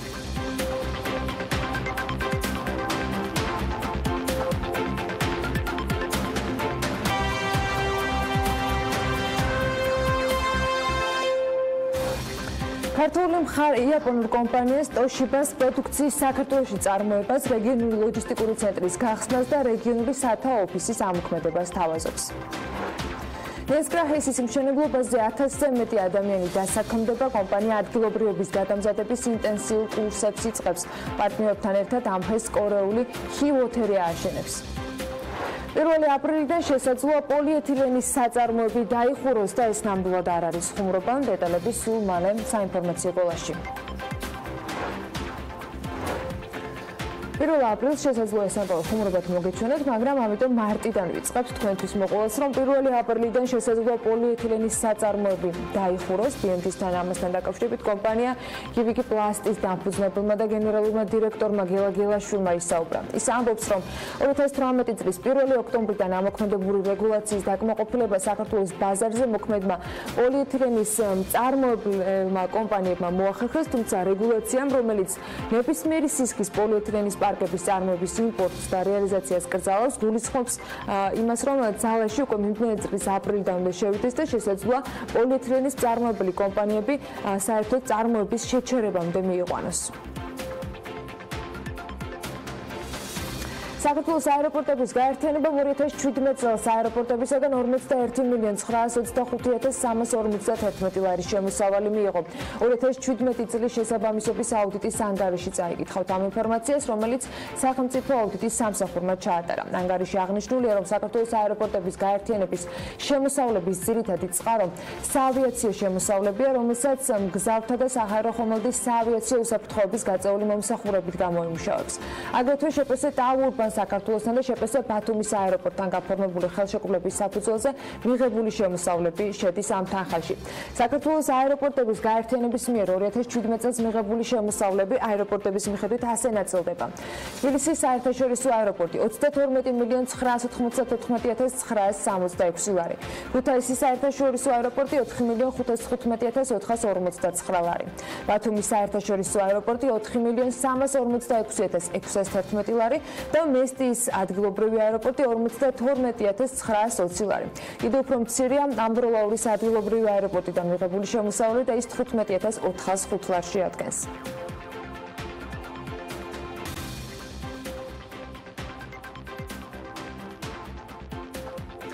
აწარმოეს საქართველოში ინვესტორთა მოსაზიდად და საქართველოს პოპულარიზაციისათვის მასშტაბურ სარეკლამო მარკეტინგულ კამპანიას იწყებს. ღონისძიებების დაფინანსებაზე ჯამში 1,200,000 ლარი დაიხარჯება. მომსახურებას კი აწარმოეს საქართველოში გამარტივებული წესით შეიძენს. სააგენტო გეგმავს ბლუმბერგთან თანამშრომლობით განათავსოს საქართველოს სარეკლამო კომპანია საერთაშორისო ტელევიზიების პლატფორმებზე. საქართველოს საინვესტიციო პოტენციალისა და ბიზნეს შესაძლებლობების სარეკლამო კამპანია BMG-ი მოიცავს სატელევიზიო, ინტერნეტ და ციფრულ რეკლამას ბლუმბერგის მედია პლატფორმებზე და ასევე პოტენციური ინვესტორებისა და მაღალი რანგის სამთავრობო დელეგაციის მონაწილეობით საერთაშორისო ღონისძიებების გამართვას ლონდონში. კომპანია ბლუმბერგის ევროპის სათავო ოფისში ამ ღონისძიებისას მოხდება ასევე საქართველოში არსებული პრიორიტეტული საინვესტიციო სექტორის სახელმწიფო შეთავაზებების და ინვესტიციების წახალისების პროგრამების პოპულარიზაცია საერთაშორისო ბიზნეს წრეებში. აქტივობა აპრილიდან უნდა დაიწყოს და მთელი წელი გაგრძელდება. საქართველოს საგარეო ვალის პორტფელში ევროს წილი იზრდება. ფინანსთა სამინისტროს მონაცემებით 2018 წელს ხელმოწერილი საგარეო სესხების 100% უკვე ევროშია დენომინირებული. ევროს წილის ზრდა კი საშუალო და გრძელვადიან პერიოდში ვალის პორტფელში სავალუტო რისკების შემცირებას ემსახურება. სამინისტროს მომზადებულ ვალის მართვის სამწლიან სტრატეგიაში ნათქვამია, რომ ევროს წილის ზრდას რამდენიმე ფაქტორის გამო ენიჭება უპირატესობა. მათ შორის საქართველოს ეკონომიკური ურთიერთობა სულ უფრო იზრდება ევროზონასთან ეკონომიკასთან, რაც იმას ნიშნავს, რომ სესხი ევროში ბუნებრივად უფრო დაზღვეულია სავალუტო რისკისგან. ასევე საქართველოს სავაჭრო პარტნიორების ურთიერთობა ევროპასთან არის საკმაოდ მაღალი, რაც იმას ნიშნავს, რომ ევროპის ეკონომიკური ციკლი არაპირდაპირ გზითაც არის საქართველოსთან ეკონომიკასთან დაკავშირებული. და მესამე, ევროსა და დოლარის ლართან ნომინალური გაცვლითი კურსის მერყეობის ერთმანეთთან შედარებისას ჩანს, რომ ევრო დოლართან შედარებით უფრო სტაბილურია. 2018 წლის ბოლოს არსებული მონაცემებით საგარეო ვალის პორტფელში მთავრობა ვალის 95% დენომინირებულია SDR-ში და 34 დოლარში, 27% კი ევროში, დანარჩენი 4 სხვა ვალუტაში. პარტნიორი ქვეყნების ვალუტებიდან 2018 წელს ლარი მხოლოდ თურქულ ლირასთან არის გამყარებული. 5 წლიან პერიოდში კი ყველაზე მყარი ლარი გრივნასთან მიმართებით იყო. 2015 წლის თებერვალში, როცა უკრაინული ვალუტა ყველასთან მიმართებით დაეცა, მათ შორის იყო ვარდნა 300%-იანი ლართან მიმართებითაც. 2019 წლიდან რეგიონის სავალუტო ბაზარზე სტაბილურობა, ყება არც ერთ ვალუტას არ აღენიშნება. ლარი გაუფასურებულია დოლართან, ევროსთან, გრივნასთან, ლირასთან და მანეთთან მიმართებით.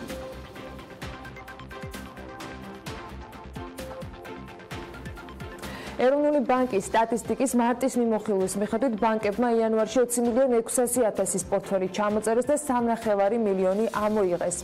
საუბარი არის ქართულ საფინანსებით ამოღებულ ნაპატიებს ესხებზე, წინასა ანგარიშო თვეში უკვე ასახული იყო და სხვა დანარჩენებზე.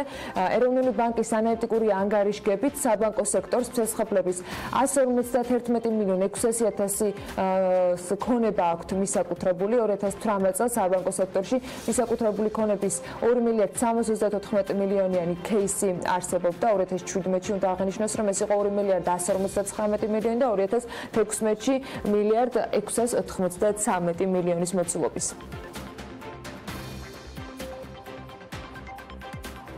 კრიპტოვალუტების მფლობელთა უმრავლესობა 70%, იშვიათად ან საერთოდ არ იყენებს მას გადახდებისათვის. ასეთია ინფორმაცია. 43%-მა კი წლის განმავლობაში ოპერაცია მხოლოდ რამდენჯერმე სცადა. 27% მსგავსი ტრანზაქცია არ განუხორციელებია.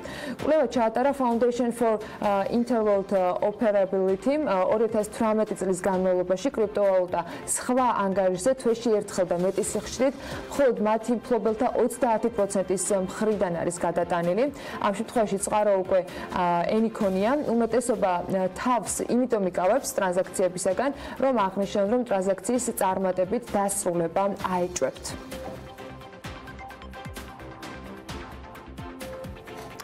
ანაკლის ღრმა წყლოვან პორტთან მისასვლელი საავტომობილო გზის და რკინიგზის საპროექტო დოკუმენტაციის მომზადება 4 კომპანიას სურს, მათგან ერთი ქართული კომპანიისგან შემდგარი ამხანაგობა. ასევე წინადადებები წარმოადგინეს ესპანურმა, ხორვატიულმა და ავსტრიულმა კომპანიებმა. პროცედურის პირველ ეტაპზე შეფასდება ტექნიკური წინადადებები, რომლის წონაც განისაზღვრება 80%-ით, ხოლო მეორე ეტაპზე შეფასდება ფინანსური წინადადებები, რომლის წონაც 20%-იანია. შესყიდვის სავარაუდო ღირებულება კი 9.71972 ლარია. კომპანიასთან, რომელიც კონკურსში საუკეთესო წინადადებას წარმოადგენს, საავტომობილო გზების დეპარტამენტი ხელშეკრულების გაფორმებას მარტის ბოლომდე გეგმავს. 2018 წელს პორტთან მისასვლელი საავტომობილო გზის რკინიგზის და შესაბამისი ინფრასტრუქტურის მშენებლობისათვის დეტალური საპროექტო დოკუმენტაციის მოსამზადებლად 3 ტენდერი გამოცხადა, თუმცა ყველა მათგანი სხვადასხვა მიზეზით უშედეგოდ დასრულდა და გამარჯვებული ვერ გამოვლინდა. ტენდერების ჩაშლის მიზეზების ანალიზის შედეგად და კვალიფიციური კონტრაქტორის შერჩევის მიზნით კი რეგიონული განვითარებისა და ინფრასტრუქტურის სამინისტროს საავტომობილო გზების დეპარტამენტი საპროექტო მომსახურების მიმწოდებელს განსხვავებული წესით შეარჩევს. გამოცხადებული პროცედურის ფორმა შემუშავებულია საერთაშორისო ფინანსური ინსტიტუტების შესყიდვის პრაქტიკის და სახელმწიფო შესყიდვების მარეგულირებელი კანონმდებლობის მოთხოვნების გათვალისწინებით. საქართველოს ენერგეტიკის განვითარების ფონდის დირექტორი გიორგი ჩიქოვანი კომპანია Cambridge Energy Research Associates მიერ განხორციელებული უმსხვილესი ენერგეტიკული კონფერენციის ფარგლებში გამართული მინისტერიალის დამკვირვებლის სტატუსით იყო დასწრებული. 2018 წელს შტატების ენერგეტიკის მდივანმა რიგ პერიმ სამი ზღვის სამიტის ფარგლებში ბუქარესტში გააჟღერა შტატების ახალი ინიციატივა, რომელიც სამი ზღვის ინიციატივის თემების გაფართოების მიზანს ისახავს, პარალელურად კი ახალი პლატფორმის შექმნას და ენერგეტიკულ საკითხებზე სხვადასხვა ქვეყნებთან თანამშრომლობის გაზრდას. ინიციატივა, რომელსაც დაერქვა ტრანსატლანტიკური ენერგოთანამშრომლობის პარტნიორობა, პირველ ეტაპზე სამი ზღვის ინიციატივის ქვეყნების გაწევრიანებას და აქტიურ მონაწილეობას ისახავს, ხოლო აღმოსავლეთ ევროპის სხვა ქვეყნების და შავი ზღვის ქვეყნების მონაწილეობას დამკვირვებლის სტატუსის ფარგლებში გულისხმობს. ენერგეტიკაზე საუბარს სულ რამდენიმე წუთში გავაახლებთ, იქამდე კიდევ ერთი სიახლე გვაქვს საქმიანი მაყურებლისათვის. გებრიუდერ ვაისი კავკასიის ჰაბს აფართოვებს. 6 თვიანი სამშენებლო სამუშაოების შემდეგ თბილისში ახალი ლოჯისტიკური ტერმინალი გაიხსნა, რომლისთვისაც კომპანიამ დამატებით 2,5 მილიონი ევროს ინვესტიცია განახორციელა. გახსნის ცერემონიალს თათია ჩაფიჩაძე და რატი კაციტაძე ესწრებოდნენ და მოდით ვნახოთ რა ხდებოდა ამ ცერემონიალზე.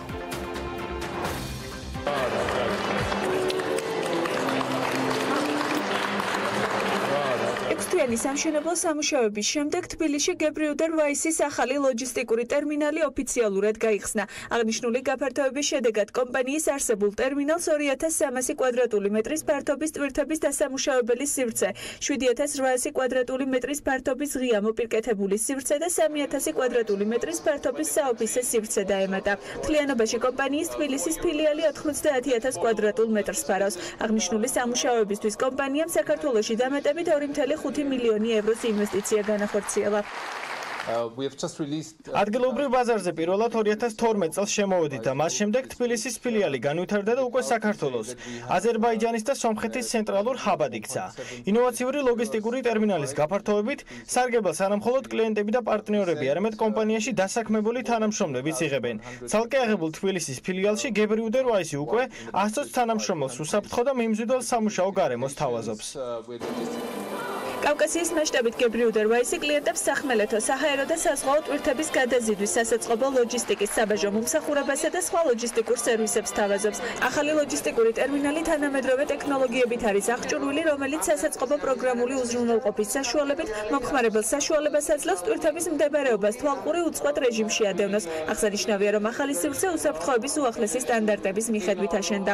7 წლის წინ ავსტრიულმა კომპანია გებრიუდერ ვაისმა განახორციელა 10 მილიონიანი ინვესტიცია საქართველოში. წარმატებულად დღეს დამატებით განხორციელდა 2,5 მილიონის ინვესტიცია, აშენდა თანამედროვე ტერმინალი, რომელიც მოემსახურება ამიერკავკასიის ქვეყნებს და იქნება ერთგვარი ხაბი ამიერკავკასიაში. ხარული ვარ, რომ ჩვენ ავსტრიელ მეგობრებს, ინვესტორებს მოულოცოთ ძალიან კარგი პროექტის გაფართოება. გებრიუდერ ვაისმა გადაწყვიტა და როგორც ხედავთ, უკვე განახორციელა უკვე მეორე ინვესტიცია საქართველოში, განავითარა თავისი ლოგისტიკური ინფრასტრუქტურა. ეს არის გამოხატულება სწორედ იმ პოლიტიკის, რომელსაც ჩვენ ვაწარმოებთ ჩვენი ეკონომიკური დერეფნის განვითარების მიმართულებით. პირველი ფილიალი გებრიუდერ ვაისმა საქართველოში 2012 წლის დასაწყისში გახსნა და მას შემდეგ აბრეშუმის გზაზე პიონერი ევროპელი კომპანია. 2013 წელს განხორციელებული ძირითადი ინვესტიცია 10 მილიონ ევროს შეადგენდა. 2012 წლიდან დღემდე კი ჯამში 15,5 მილიონი евро იქნა ინვესტირებული. გებრიუდერ ვაისი კავკასიის რეგიონში საქმიანობის განვითარებას განაგრძობს. ამ პერიოდში კი საქართველოს მნიშვნელოვან როლს თამაშობს. ის ჩვენთვის სტრატეგიული ბაზარია. მოხარულები ვართ, რომ საქართველოში თანასწორუფლებიანობით ვსარგებლობთ და იმედი გვაქვს, რომ თავისუფალი ბიზნეს გარემო მომავალშიც იქნება შენარჩუნებული. 2012 წლიდან დღემდე გებრიუდერ ვაისმა 530,000 ტონა საქონლის ტრანსპორტირება განახორციელა. პროდუქცია ძირითადად სამომხმარებლო საქონელს, ხელსაწყოებს, ავტომობილო ნაწილებს, სასოფლო-სამეურნეო პროდუქციას და საკვე პროდუქციას მოიცავს. 7,100 მეტი თანამშრომლით საწარმოს კუთვნილებაში არსებული 150 ობიექტითა და 1,67 მილიარდი ევროს ოდენობის წლიური ბრუნვით გებრიუდერ ვაისი ერთ-ერთი ლიდერია ევროპის წამყვან სატრანსპორტო და ლოჯისტიკის კომპანიებს შორის.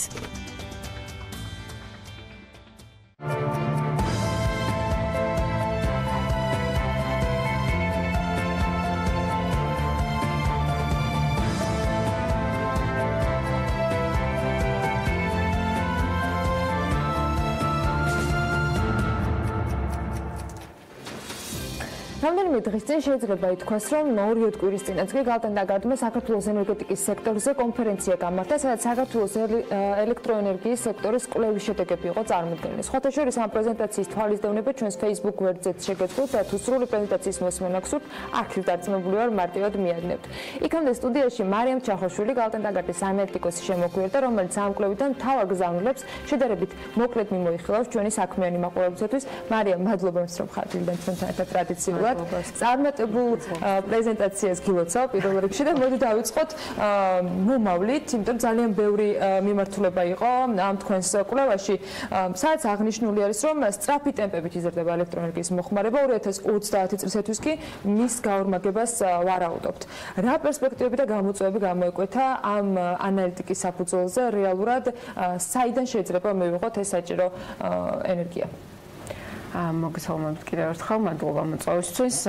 დიახ, ჩვენ კვლევა, რომელიც გამოვაქვეყნეთ, ამაში დავარაუდებია, რომ სამაგაც 5.7%-იანი სტაბილური ზრდა იქნება ელექტროენერგიის მოხმარების, რაც გულისხმობს, რომ 2030 წლისთვის ელექტროენერგიის მოხმარება ორმაგდება. მეორე მხარეს რო უყურებ, მუდმივად ჩდება კითხვა, რითი ვაკმაყოფილებთ ამ მოხმარებას. ყოველთვის არის ვარიანტი, რომ გავაკეთოთ იმპორტი, ყოველთვის გვაქვს ვარიანტი, რომ ავაშენოთ სადგურები და არის უბრალოდ რომელი გურჩევნია. Pipelines რო უყურებთ, ანუ იმ პროექტების სიას, რომელიც დღეს არის დაკონტრაქტებული, რომლებსაც ყავს ინვესტორი, რომლებიც პოტენციალში არსებობს, საკმაოდ მსუყე პროექტები არიან. ეს მოცემული არის პრეზენტაციაში რეპორტში. უბრალოდ გააჩნია რა ტემპით აშენდება. ბოლო წლებში რა გადავხედოთ, მოხმარების ზრდის ტემპი ბევრად აჭარბებს მოხმარების ზრდის ტემპს, გენერაციის ზრდის ტემპს, ანუ მიწოდების ზრდა ჩამორჩება მოთხოვნის ზრდას, რაც იმპორტით კმაყოფილდება. და ის საკითხი არის მომავალში როგორ გაგრძელდება. რამდენიმე ვარიანტი გვაქვს განხილული, როგორ შეიძლება განვითარდეს გენერაციის გეგმა. ყველაზე ცუდი სცენარი ამბობს, რომ იმპორტ დამოკიდებულები ვრჩებით და საკმაოდ იზრდება ეს რაოდენობა. საშუალო სცენარი ამბობს, რომ ჩვენ გვაქვს პოტენციალი მისი, რომ ავაშენოთ სადგურები და არა მარტო საკუთარი მოხმარება დავაკმაყოფილოთ, არამედ ექსპორტზეც გავიდეთ. მაგრამ ფაქტი არის, რომ ვინც არ უნდა როგორც ამ კრიტიკულად მიუდგეს ამ საკითხს, ეკონომიკის ზრდა ნიშნავს, რომ ელექტროენერგია მეტი გვჭირდება და თავხდებით, რომ ეკონომიკის ზრდა გვჭირდება, შესაბამისად უნდა შევეგუოთ იმას, რომ უფრო მეტი ელექტროენერგია გვჭირდება. ჰესები ერთია. მეორე არის ის, რომ ბევრს საუბრობთ, მაგრამ ჯერჯერობით ხელშესახები არაფერი არ აქვს ალტერნატიულ ენერგიის წყაროებზე. რამდენად შეიძლება იყოს, თქვათ, რაიმე წილობრივად შეღავათი ამ მოთხოვნის დასაკმაყოფილებლად იგივე ქარის ელექტროსადგურები ან მზისგან მიღებული ელექტროენერგია. ძალიან კარგი კითხვა. ჩვენ ვცდილობთ, რომ გავამახვილოთ ყურადღება სულ ჰესებზე მიდის ლაპარაკი, იმიტომ რომ ყველაზე დიდი პოტენციალი საქართველოს აქვს ჰიდროთან აუთვისებელი. ასევე აუთვისებელი არის ქარი და მზაინც, უბრალოდ შედარებით ნაკლები პოტენციალი გვაქვს. არ გვაქვს ძალიან დიდი პოტენციალია იქაც, უბრალოდ ჰიდრო ბევრად მეტი არის.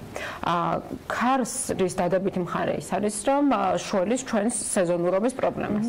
თუ ჰიდროსადგურები მაძლევენ ზაფხულში მაღალ გენერაციას, როცა მოხმარება შედარებით ნაკლებია და პირიქით ზამთარში როცა მოხმარება მაქვს ბევრად უფრო მაღალი შედარებით ნაკლები აქვს გენერაცია, ქარის სადგურს ეს პრობლემა შედარებით მოგვარებული აქვს, მისი გამომშრალობა სეზონურ თითქმის თანაბარია, უფრო მეტიც ზაფხულში შედარებით ნაკლები ქარი გვაქვს, ამიტომ ნაკლებ გენერაცია აქვს ზამთარში მეტი. თუმცა რაოდენობას გააჩნია ყველაზე კარგი ვარიანტია, როდესაც ორივე ტიპის სადგური ერთად გაქვს და ერთად სიმბიოზში მუშაობენ. და რეალურად მზის პანელებთან დაკავშირებით ბევრი თქვათ აქტიური პროგრამა და პროექტი მიმდინარეობს, მათ შორის რეგულაციები, რომელიც ითხოვს, რომ იყოს უმეტეს შემთხვევაში გათვალისწინებული. აი წილობრივად რა შეიძლება საერთო თქვათ მოხმარებიდან, რა პროცენტული შეღავათი შეიძლება მოქცეს ჩვენმა ალტერნატიულმა ელექტროგენერაციის სადგურებმა? ქარს და მზეს გულისხმობ. მათ შორის მზის ყველაზე დიდი პოტენციალი არის მიკროსიმძლავრის ელექტროსადგურებში, როდესაც მოსახლეობა იყენებს თავისთვის და ამას საბითუმო ბაზარზე უყურებენ როგორც უკმოხმარებას. ანუ ეს არის მოხმარებელი, რომ თავის თავს დაიკმაყოფილებს. თუმცა სხვადასხვა კვლევა არსებობს, რომელიც ამბობს, რომ მაქსიმუმ 10%-ზე ავიდეს მოხმარების დაკმაყოფილებით ეს ალტერნატიული ენერგია. თუ კარგად მოხდა ქსელის გადაგეგმა, შეიძლება მეტსაც ავიდეს, თუ ისევ ეს ჰიდროსთან ერთად მსხვილი მასშტაბების შეჯამება მოხდა. თუმცა უალტერნატივოა ის, რომ ჩვენ გვჭირდება დამატებითი ჰესები იმისთვის, რომ ელემენტარულად მოვახერხოთ რაღაცა ზღვრამდე დაკმაყოფილება მოთხოვნის. დღეს როგორ ნაწილდება ბაზარზე? მოდი ნაწილებად დავყვათ, ადგილობრივი, თქვათ, წარმოებული ელექტროენერგია, იმპორტირებული, როგორი არის ბაზრის საერთო რუგა? დღეის გამარჯვებით დაახლოებით 75%-ს მოხმარებს აკმაყოფილებს ჰიდრო, რაც მაღალი მაჩვენებელია ევროპულ მაჩვენებლებთან შედარებით საშუალოს თუ შევხედავთ. თუმცა იმპორტი მაინც გვჭირდება წელს ავედით 11%-ზე, რაც 16%-იანი საშუალო წლიური ზრდა არის ბოლო 5 წელიწადში. საკმაოდ მაღალი ზრდა გვაქვს. თუმცა ეს არის 11 ტერავალტ-საათი, თანხობრივად სადღაც 80 მილიონამდე არის. იმპორტი იზრდება და გვაქვს მესამე წყარო, რომელიც დღეს საქართველოში დიდი წილი არის, ეს არის თბოსადგურები. თბოსადგური ფაქტიურად იმპორტის ჩამნაცვლებელია, იმიტომ რომ თბოსადგურიც მუშაობს იმპორტირებულ გაზზე. და ერთი ქარისადგური გვაქვს, რომელიც 0.8%-ია მთლიანი გენერაციის. დიდი არაფერი არ არის დღეს. თუმცა რაღაც პროექტები არსებობს და შეიძლება ეს წილი გაიზარდოს. იქიდან გამომდინარე, რომ ახსენეთ ზღან 2030 წელი, როცა უკვე ზღვარი არის ერთგვარად, როცა ორმაგდება, რომელი წელი შეიძლება დავასახელოთ, რომ აი კრიტიკულად აუცილებელია, რომ ჩვენ გქონდეს ჰესები, ჩვენი, ოღონდ მსხვილი ჰესები, ისეთი პროექტები, როგორც აჭარაში არის დაგეგმილი, როგორზეც ვსაუბრობთ, რომ ნესკრა უნდა იყოს, რომელიც გარდაუვლად გვჭირდება, რომ რაღაცა განსაკუთრებული ზრდა არ ქონდეს იმპორტირებული ენერგიის. 2021-22 არის წლები, როდესაც თუ დამატებით გენერაცია არ დაემატა, ზაფხულშიც მოგვიწევს იმპორტის გაკეთება. დღეს სეზონურობიდან გამომდინარე ესეთი პერიოდი გვაქვს, რომ ზაფხულში მაინც ვახერხებთ უკვე 3 თვე ექსპორტის განხორციელებას და თუ არ დაემატა ახალი სიმძლავრეები 2022 წლისთვის, ყოველ შემთხვევაში ჩვენი პროგნოზით ესე გამოდის, რომ ზაფხულშიც მოგვიწევს იმპორტის გაკეთება. ამიტომ არის გვარი კრიტიკული პერიოდი ეგ არის. ზუსტად მაგ დროს არის დაგეგმილი ყველაზე მსხვილი პროექტების ექსპლუატაციის შესვლა. ერთი საკითხი არის, რომ შეიძლება რაღაცები დაგვიანდეს, რაღაცები სხვანაირად გაკეთდეს, ბაზრის რეფორმა იგეგმება და ამან რაღაც კუთხით დაგვიანა პროექტების განხორციელება. ზოგი მაგალითად ელოდება, რომ ჩამოყალიბდეს ეს საკანონმდებლო ჩარჩო და მერე მიიღოს გადაწყვეტილება მშენებლობის ეტაპზე გადასვლის. ეს ყველაფერი თუ დროულად გადაიდგა და რაც ითქვა, რომ აშენდება დროულად აშენდა, ხო, კაი, მაშინ არ დავდგებით ამ დეფიციტის წინაშე. თუ არა და თუ იქნა დაგვიანებები, მაშინ გვექნება ისევ იმპორტი გასაზრდელი. დღეს რა ხდება ბაზარზე ფასების მხრივ? ჩვენ ვყიდულობთ თურქეთისგანაც, გვაქვს სხვა წყაროებიც, რომელი მიმართულებით 80 მილიონი ახსენეთ ზუსტად დავახსენე, ხო? 78 მილიონი. როგორი არის ფასები და რა ხდება ბაზარზე? ფასების კუთხით ძალიან საინტერესო მდგომარეობა გვაქვს და ცოტა მომავალსაც შევეხებით თუ შეიძლება ჩვენი რეპორტიდან გამომდინარე ცოტა მომავლის პროგნოზს ვცდილობთ. მართალია საკანონმდებლო ცვლილებები დიდ გავლენას ახდენს იმაზე, რა ფასი იქნება მომავალში, მაგრამ ჩვენ ყოველ შემთხვევაში ვცდილობთ, რომ სხვადასხვა სცენარი გავთვალოთ და წარმოდგენა გქონდეს, საით შეიძლება წავიდეს ფასები. დღეს საქართველოში ფასები გვაქვს თითქმის სტაბილური ბოლო 5 წლის განმავლობაში.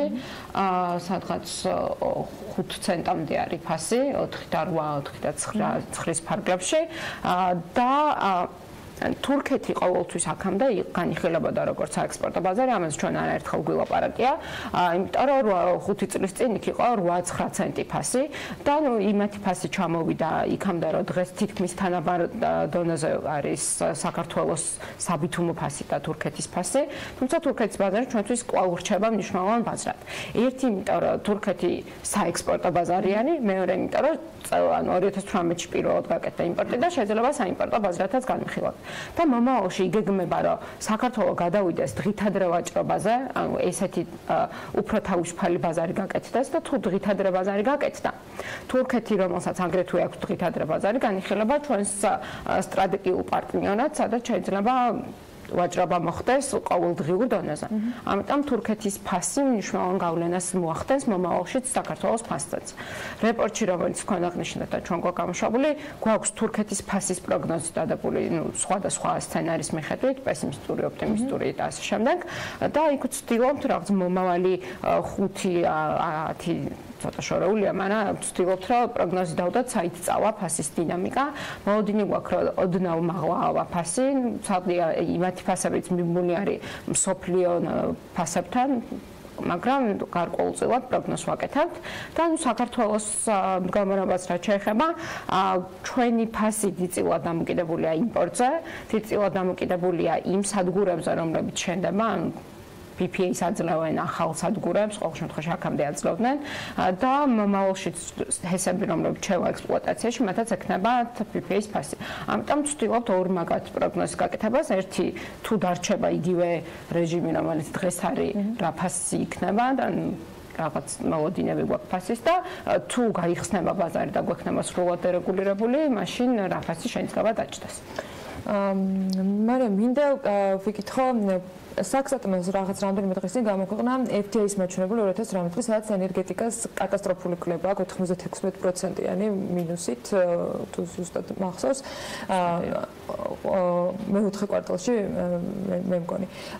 ერთი დასახელდა შახტაინზის პროექტის დასრულება, რომელიც ყველა მხარემ ერთხმად დაასახელა. მეორე იყო საუბარი მათ შორის იმაზე, რომ შესყიდვების, პირდაპირ შესყიდვების კონტრაქტების შემცირება მოხდა. არის თუ არა ეს ორი ძირითადი მიზეზი და არის თუ არა კიდევ სხვა დამატებითი მიზეზი, რამაც გამოიწვიეს, რომ წინა წელს ჩვენ მქონდა პირდაპირ უცხოური ინვესტიციების ასეთი კლება ენერგეტიკის სექტორში კონკრეტულად. ზოგადად ენერგეტიკა იყო ხოლმე მეორე უცხოური პირდაპირ ინვესტიციებით და წელ 2018-ში გადავიდა მესამე ადგილზე. ცხადია ის მსხვილი პროექტი, რომელიც მთელ ქვეყანას დააკლდა და დააკლდება ეს ცალკე ფაქტორი არის. იყო რამდენიმე შესყიდვა, რომელიც უარყოფითად მოქმედებდა FTA-ში, ანუ უცხოელი ინვესტორის წილი გამოიყიდა ადგილობრივმა. თუმცა ინვესტიციებს რასაც უყურებთ, ჯერჯერობით შემცირება დიდად არ აისახება, არის რაღაცა ერთჯერადი ფაქტორები. თუმცა რაც აღვნიშნე, რომ მნიშვნელოვანი არის, რომ საკანონმდებლო ცვლილებები დროულად ჩამოყალიბდეს, ეს ერთგვარად არის მე ვიცი ინვესტორები, რომლებსაც დროებით შეჩერებული აქვს გადაწყვეტილების მიღება. ამან შეიძლება მომავალ წლებზე ეფექტი იქონიოს. თუმცა კატასტროფული მდგომარეობა ჯერჯერობით არ გვაქვს. ამჯერად მაინც მეც მგონია, რომ ერთჯერადი ფაქტორები იყო 2018-ში და მომავალში ვნახოთ როგორ წავა. ყოველ შემთხვევაში დიდი პროექტები ჯერ კიდევ დაგეგმილია. ნენსკრას პროექტს თქვენს ახსენებთ და ის კიდევ შემოიტანს უცხოური ინვესტიციებს და რამდენიმე პროექტი არის, რომელიც ჯერ კიდევ მოლოდინს ენერგეტიკას პირველი იქნება რეგიონის სკვერის ეთერში, როდესაც იქნებამდე რომ ხელშეკრულება არ არის გაფორმებული, ინვესტიციები შეჩერდა და მელოდება კონკრეტული მხარე იმისათვის, რომ რაღაცა გააგრძელოს მუშაობა. ეს ერთ-ერთი მაგალითთაგანია, რომელსაც ვამბობ, რომ რაღაც გადაწყვეტილებების მიღებას ცოტათი აგვიანებენ გარემოდან გამომდინარე. რა რისკებია დღეს ბაზარზე იმისათვის, რომ ჩვენ ბევრი პრობლემა, ბევრი გამოწვევა და ბევრი პროგნოზი მოვიცავით და ვისაც სურვილი აქვს, რომ ამ ანალიტიკას სრულად გაეცნოს დეტალურად, შეუძლოთ გალდან-დაკარდის ვებგვერდზე მიაკითხონ და ნამდვილად ძალიან ბევრ საინტერესოს ამოიკითხავთ, მაგრამ მინდა შეჯამებისას ვთქვათ, რა რისკებს ვხედავთ. ეს არის ისეთი გაწელილი პროექტების რისკი, მათ შორის რომელზეც ახლა ბოლოს საუბრობდით, თუ გვაქვს კიდევ სხვა რაიმე ფორმით ბაზარზე გამოწვევები. ეს არის რისკი. გამოწვევას რაც შეეხება, ყველაზე მთავარი გამოწვევა დღეს დარგს აქვს ის, რომ ენერგეტიკული გაერთიანების ხელმოწერით ჩვენ ავიღეთ ვალდებულება, როგორც ქვეყანამ, რომ მივიღოთ საკანონმდებლო ცვლილებები. ეს საკანონმდებლო ცვლილებები 2019-ში კანონების დონეზე მაინც უნდა გაიწეროს. მერე ამას უნდა მოყვეს საკანონმდებლო აქტები. რეალურად დღეს ზუსტად ცნობილი არ არის, როგორ იქნება სათამაშო ბაზარი 5 წლის შემდეგ. დაახლოებით ახლა ჩვენ რეპორტში ვცდილობთ იმ პრინციპების ჩამოთვლას, რომელიც არის ენერგოგაერთიანებით გათვალისწინებული. იქნება ეს დღითადრე ვაჭრობის პრინციპი, თავისუფალი ბაზრის პრინციპი, უბალანსობის პრინციპი. ამაზე ჩვენ რეპორტში ვსაუბრობთ, თუმცა მთავარი რაც ინვესტორს აინტერესებს დღეს რომ მიიღოს გადაწყვეტილება არის, როგორ იქნება ფასის მიღების პრინციპი 5 წლის შემდეგ. იმიტომ რომ ეს ინვესტიციები ხანგრძლივი არიან. დღეს რა ჰესის მშენებლობა დაიწყო, თუ პატარა ჰესი არ არის, 3-4 წელიწადი ჭირდება მის დამთავრებას. ქარის სადგურსაც ჭირდება ის, რომ რაღაცა 1-2 წელი შეისწავლონ მდგომარეობა, მე კი მარტივად შენდება, მაგრამ იქაც რეალურად გამოკვლევის პერიოდი საკმაოდ დიდი არის. ამიტომ დღეს რომ განსხვავება მივიღა რომ ამ დარგში ფული ჩავდა, კარგად უნდა მესმოდეს რა მდგომარეობა მექნება 5 წლის მერე და მე 25 წლის მერე განმავლობაში, როდესაც ჩემი სადგური იფუნქციონირებს. ამიტომ ყველაზე დიდი გამოწვევა დღეს არის რომ ცხადად გააგებინოს მთავრობამ ინვესტორებს რა გარემო შეიძლება იყოს. ჩვენ ვცდილობთ რომ დავეხმაროთ, იმიტომ რომ გარკვეულწილად რამოლოდინები გვაქვს ბაზარზე ამას ავხსნით ჩვენს რეპორტაჟში, თუმცა კითხვები არის, რომელსაც პასუხი უნდა გაეცას. რა ნაწილი იქნება დარეგულირებული, როდის იქნება დარეგულირებული, ვის ექნება PPP-ის უფლება, ვის ექნება რაღაცა სატარიფო შეღავათები და ასე შემდეგ. ფაქტია, რომ საკმარისი არ იქნებოდა, გვჭირდება მასშტაბური პროექტები. ყველაფერი საჭირო არის. მასშტაბური ლიმიტირებული რაოდენობის არის, ისინი აუცილებელია, მაგრამ პატარებსაც უარს ვერ ეტყვი, იმიტომ რომ ისინი ამოწურვადი არის და დანარჩენი მერე. წარმატებები. კიდევ ერთხელ ჩვენს მაყურებელს ვეთქვი, რომ ყველა დეტალური ინფორმაცია ამ კვლევასთან ჩაშლასთან დაკავშირებით შეგვიძლიათ რომ გალტენტაკარტის ვებგვერდზე ნახოთ. ჩემ და მარიამის საუბარსკი სულ რამდენიმე წუთში უკვე BMG-ის ვებგვერდზე ნახავთ. მარიამ ჩახვაშვილი გალტენტაკარტის ანალიტიკოსი იყო საქმიანი დილის სტუმარი. ფოტოშორის გალტენტაკარტს ცოტა ხანში კიდევ დაუბრუნდებით, თუმცა იქამდე კიდევ ერთი თემა საქართველოს პოსტამ გასული წელი შეაჯამა და თანამშრომლებს ანგარიშიც ჩააბარა. რამდენად მნიშვნელოვანი და წარმატებული იყო 2018 პოსტისთვის, რომელი რეფორმები გაატარეს, რა სიახლეები დაინერგა და როგორია სამომავლო გეგმები, რამ განაპირობა კომპანიის ზრდა, როგორც კორპორატიული ასევე სოციალური გაყიდვების მიმართულებით და რა გამოწვევების წინაშე დგას ის დღეს. ამ კითხვებზე პასუხი და წლიური ანგარიშის შეჯამება კი მარიამ ადამიანამ ერთ სიუჟეტში მოაქცია და მოდით ნახოთ.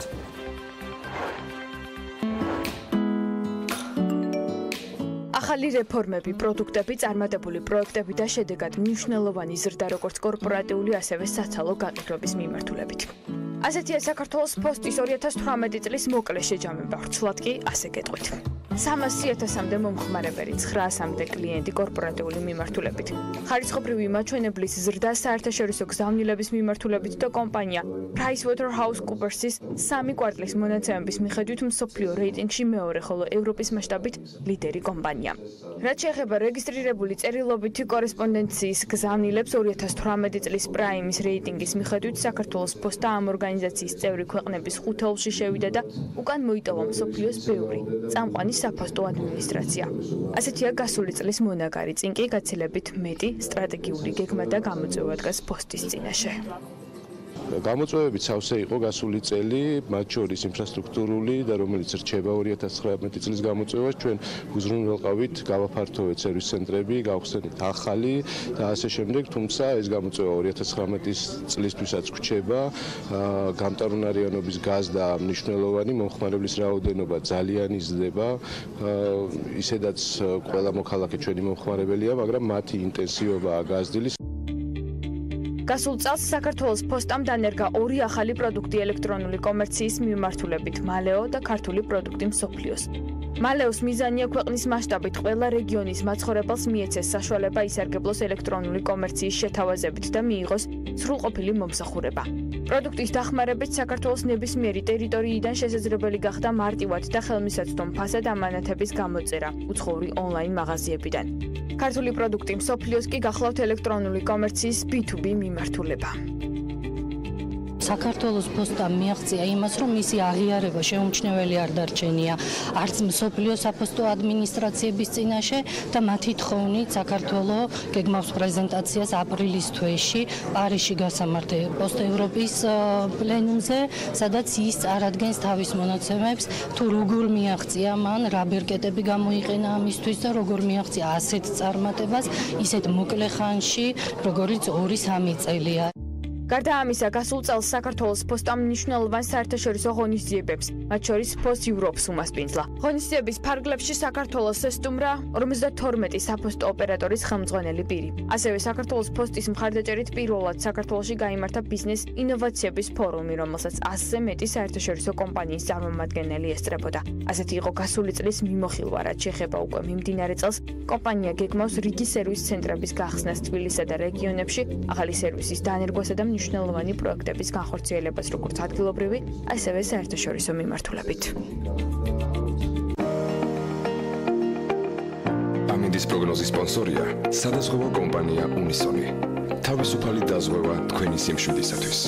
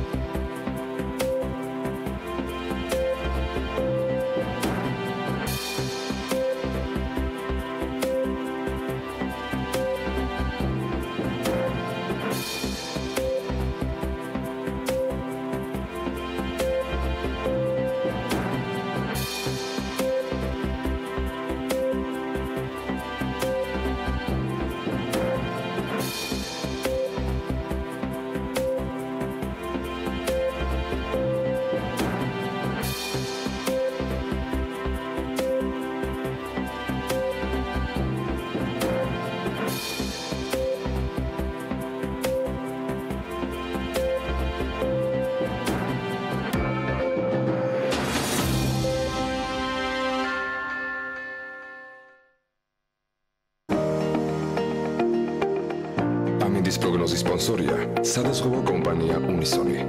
თავისუფალი დაზღვევა თქვენი სიმშვიდისათვის.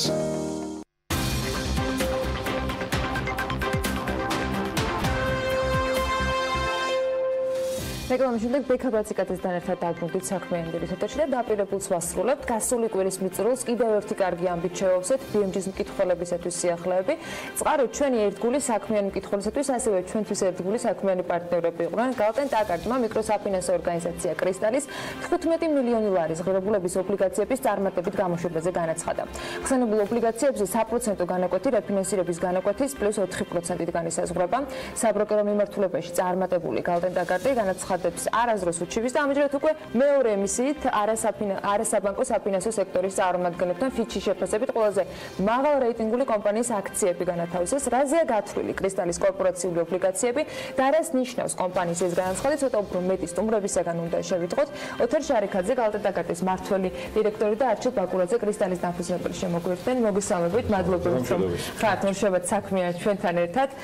მოდი დავიწყოთ თავად ამ ემისიით და უფრო მეტი დეტალით მეორედ ხდება განთავსება, ნარჩი თქვენგან დავიწყებ. რას ნიშნავს მეორე განაცხადი ემისიაზე და რა ვადაზე არის გათვლილი ეს აქციები? მოგესალმებით, დიდი მადლობა თემას რომ აშუქებთ. ჩვენი ძალიან მნიშვნელოვანი მოვლენა არის და ჩემი აზრით ფასიანი ხელოვნების ბაზრისთვის 15 მილიონიანი უფრო დიდი განთავსება გაკეთდა ახლა 2 წლიანი კორპორაციული ობლიგაციის. დაფიქსირდა საკმაოდ კარგი ფასი ჩვენთვის, რაც გარკვეულწილად ტონს მისცემს წლევანდელი წლის ფონდების და ინვესტორებთან მუშაობის კუთხით კრისტალს და მოგცემს საშუალებას რომ გავაგრძელოთ ჩვენი საქმიანობა იმ მიმართულებითაც რომელზეც ჩვენ საქმიანობთ. ჩვენ საკუთარ თავს უკვე უწოდებთ ფინანსური ჩართულობის ორგანიზაციას და თავად ეს განმარტება გეტყვით იმას, რომ ჩვენი ძირითადი ამოცანა მაინც მოვისახუროთ მიკრო და მცირე მეწარმეებს, მისცეთ მათ შესაძლებლობა რომ განავითაროთ თავისი ბიზნესი და მარტის თვეში, აი ამ ქალების თვეში ჩვენ ეს ობლიგაცია მიუძღვენით ქალი მეწარმეების ეკონომიკურ გაზრდას. საჩუქარია ნამდვილად უცხო. მაგრამ რას გულისხმობს ახლა ეს საჩუქარი, ესეც უნდა აგვიხსნათ. რას ნიშნავს ქალებისთვის? თქვენი კომპანია აქტიური არის ეს მიმართულებით, ეს ბევრჯერ გვითხოვთ ჩვენი მაყურებლისთვის. ამ შემთხვევაში ცოტა განსხვავებულად გადაწყვეტთ, რომ ეს მარტის თვე მიგელოცოთ, მაგრამ აი როგორ ეს მოყვართ. საქმე იმაშია, რომ ჩვენი მაყურებლების ნახევარი არიან ქალები, როგორც იციან, ქალი მეწარმეები, როგორც იცით და ამ კუთხით ძალიან დიდი გამოცდილება გვაქვს. მაგრამ კომპანიამ დაინახა სტრატეგიის ასე თქვა შეფასებისას, რომ ჩვენი ქალი მეწარმეები ნაკლებად აკეთებენ აქცენტს განვითარებაზე და როგორც წესი ინარჩუნებენ თავის ბიზნესს და თავის შემოსავლას რაღაც ერთ დონეზე. ეს არის საერთო სურათი და ჩვენ ვფიქრობთ, რომ ქალი მეწარმეებს უფრო დიდი პოტენციალი აქვთ. ამიტომ კრისტალმა შეიმუშავა პროგრამა, რომელიც მისცემს საშუალებას მიკრობიზნესიდან მათ გადაინაცვლონ უკვე მცირე და საშუალო ბიზნესის სფეროში. ამ ობლიგაციით მოპოვებული თანხის დიდი ნაწილი სწორედ აი ამ ტიპის სესხებს მოხმარდება. ეს იქნება შედარებით შეღავათიანი სესხები მზარდი ქალი მეწარმეებისათვის და თან ახლავს აი ამ სესხებს გარკვეული ტიპის სასწავლო პროგრამები, რომელიც ქალებს დაეხმარებათ კიდევ უფრო კარგად დაგეგმონ თავის ბიზნესი და ხელი შეუწყონ მის შემდგომ განვითარებას. ბატონო, მეტი რომ გითხრათ კრისტალთან თანამშრომლობაზე და რას ნიშნავს ეს მეორედ განთავსება ობლიგაციების არასაბანკო ფინანსური დაწესებულებებისთვის უნდა იყოს თუ არა, ასე ვთქვათ, მაგალითი ის რომ თუ კრისტალი ასე აქტიურად არის წარმოდგენილი ფასიანი ხელოვნების. მოგახსენებთ, ახლა ძალიან მნიშვნელოვანია ეს ფაქტი, იმიტომ რომ პირველ რიგში 2 წლის წინ როცა ჩვენ დავიწყეთ მუშაობა კრისტალთან ერთად, რაღაცა პირველი ნაბიჯი იყო და მოდი პირველმა ლიდერმა მიკროსაფინანსომ პირველი იყოს, ვინც გავა ბაზარზე და მოიზდავს თანხას. ანუ მაშინ რაღაცა არ ვიცოდით ბაზარი ამას როგორ მიიღებდა, პირველი ტესტი გავაკეთეთ, ძალიან წარმატებულად 10 მილიონი ლარი გამოვუშვით. მაშინაც ჩვენ გავაგრძელებთ ურთიერთობა, ამაზე არ გაჩერებულა არაფერი და მაშინვე დავსახეთ ჩვენ გეგმათ, რომ დრო მოვიდო და როცა ჩვენ უფრო დიდ და უფრო მნიშვნელოვან განაცხადს გავაკეთებდით. ეს დავიწყეთ ამაზე მუშაობა შარშან, უბრალოდ შარშან ალბათ იცით რომ რეგულაციების შეეხო ძალიან ამ ბაზარს, სადაც ძალიან ბევრი კითხვა დაისვა, ძალიან ბევრი მოლოდინი იყო, ნეგატიური თუ პოზიტიური, თუმცა ჩვენ მას გვჯეროდა რომ კრისტალი შეინარჩუნა თავის ლიდერის პოზიციას და ესეც დავადასტურეთ რამდენიმე დღის წინ, როცა მიუხედავად ამ ყველაფრისა, მიუხედავად იმ რაღაცა ზოგი რაღაც ნეგატიური ფონისა, რომელიც შეიძლება ამას და შეეხოს, იმიტომ რომ რაც მოთამაშეების რაოდენობა შემცირდა, ზოგი მოთამაშე გავიდა, ზოგი თქვა შეწყვიტა საქმიანობა ქვეყანაში, კომპანია მაინც ინარჩუნებს თავის პოზიციას, აქვს ძალიან კარგი ხედვა მომავლის, ახორციელებს დამატებით პროექტებს და ჭირდება რასთავარად დაფინანსება. და ამას ჩვენ ხელი შევუწყეთ იმაში, რომ არა მხოლოდ ბანკებიდან არის და უცხოეთიდან შემოდის თანხა, არამედ ადგილობრივ ბაზარზე ავაწევიეთ ეს თანხა, რაც ძალიან მნიშვნელოვანია ჩემი აზრით. იმ ფონზე რომ დღეს საქართველოში კაპიტალის ბაზარი დიდად განვითარებული არის და ყოველთვის განგვიხარ როცა ასეთი ფაქტები ფიქსირდება და გვაქვს შესაძლებლობა რომ ასეთი კომპანიები გავაცნოთ საქმიან მაყურებელს, რა გზავნილია დანარჩენი ინვესტორებისათვის ასეთი ტიპის აქტიურობა. და თქვენი ინვესტორებისთვისაც ბატონო არჩილ თქვენთან გადმოვალ შემდეგ კითხვით, თუმცა ჯერ დავიწყოთ თვითონ ბაზარზე ბაზარში ძალიან მნიშვნელოვანია ერთი ფაქტი, რომ კომპანია უკვე მეორედ გამოდის ბაზარზე. ანუ ეს არის ასე ვთქვათ სიგნალი პოზიტიური ნებისმიერი სხვა ემიტენტისთვის პოტენციურად, ვინც ფიქრობს რომ ხო ერთხელ გამოუშვეს და მერე რა. ანუ ამით არ მთავრდება ყველაფერს, ეს რაღაც ნაბიჯი, როცა უკვე თქვენ ანუ კომპანია სხვა დაფინანსების წყაროებზე რეალურად იწყებს ფიქრს, იმიტომ რომ ბონდის გამოშვება არ არის მარტივი არჩილის დამეთანხმება, ძალიან დიდი სამუშაო გაწია. კომპანიამაც გალტენთაგაკმაც ორივე მხარეს რომ ის დოკუმენტაცია, ის ინფორმაცია მისულიყო ინვესტორამდე, რომ მას გააწყლება მიიღო. ასე რომ რეალურად ეს კაპიტალის ბაზარი არ არის უბრალოდ რაღაცა ცესხი ავიღე და ამით დამთავრდა ყველაფერი. რეალურად ეს არის დაფინანსების ახალ წყაროზე ხელმისაწვდომობის გაჩენა, რაც მოვალში უფრო სხვა ალტერნატივებს და სხვა გზებს გიხსნით, რომ დაფინანსდეთ, რა ვიცი. მე ვახსენეთ, თქვენ ფიჩისგან ერთით ყველაზე მაღალი რეიტინგი გაქვთ დღეს არის ამ სექტორში. თქვენთვის და თქვენი ინვესტორებისათვის, იგივე საერთაშორისო პარტნიორებისათვის ასეთი ტიპის აქტივობა რა დამატებითი შესაძლებლობაა? იცით, ეს სრულიად ახალი ეტაპი არის კომპანიის ცხოვრებაში, იმიტომ რომ ფაქტობრივად საჯარო, ჩვენ ისეთ საჯარო დაინტერესების პირი ვართ, ხო, ჩვენი ანგარიშგების ვთქვათ სტანდარტის მიხედვით, მაგრამ ის რომ პროსპექტი გამოდის, ის რომ მასში დეტალურად არის ასახული კომპანიის მთელი სტრუქტურა, ვთქვათ, ბიზნეს მოდელი, ძალიან მიმოხილულია რისკები. ეს ჩვენ გამჭვირვალობის სხვა დონეს ასე ვთქვათ აფიქსირებს, ხო?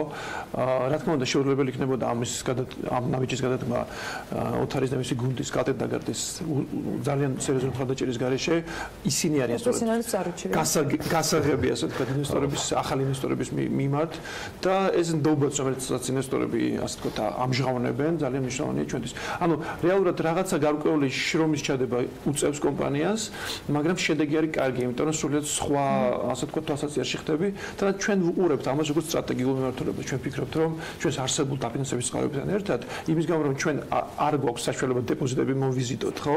რადგან ეს ბაზარი, ვთქვათ, ბანკების პრეროგატივაა, ამიტომ ჩვენთვის ეს გარკვეული ალტერნატივა, მუშაობთ უფრო კორპორატიულ სექტორთან, უფრო ფინანსურ სექტორთან, იმედია, რომ ნელ-ნელა ჩვენ მარეგულირებელი ამაშიც ხელშეგვიწყობს, რომ უფრო და უფრო შევამციროთ ჩვენი ემისიის, ასე ვთქვათ, ნომინალი და უფრო და უფრო მეტი ინვესტორების გახდოთ ხელმისაწვდომი, მაგრამ ეს პროცესია, ამას ნდობის, ასე ვთქვათ, გაძლიერება სჭირდება. ამიტომ მეორე გამოცემა, მე მგონი, ლოგიკური გაგრძელება არის ჩვენი თანამშრომლობის. დავამატებთ კიდე, რომ ეს არის ასევე სხვა დონეს პასუხისგებლობა. ანუ არის თორე კომპანიას აქვს, ვთქვათ, სესხი აღებული ბანკიდან თუ რამოდენიმე კერძო ინვესტორისგან, ამ შემთხვევაში კომპანია არის საჯარო, ეს ფასიანი ხალხი არის საჯარო.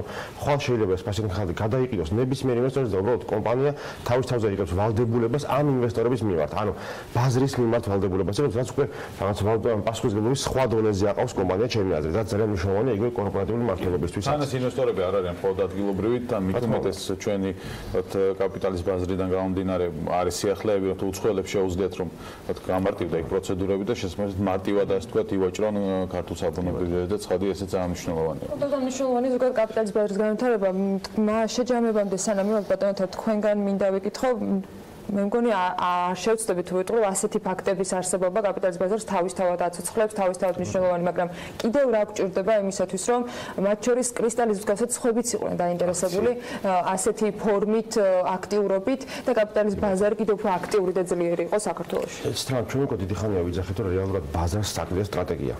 ეს არის ხოლმე თქვათ კერძო სექტორის მიერ შესაქმნელი დოკუმენტი, ან მთავრობის მიერ შესაქმნელი დოკუმენტი, და საჭიროა რომ ორივე მხარე დამждდა და თქვათ, რომ დღეს ვართ აქ, შევაჯამოთ, თქვათ, რომ რაც აკეთდა ძალიან კარგია, მაგრამ უნდა ვთქვათ, რომ სად მივდივართ 3-5 წლის წრეში.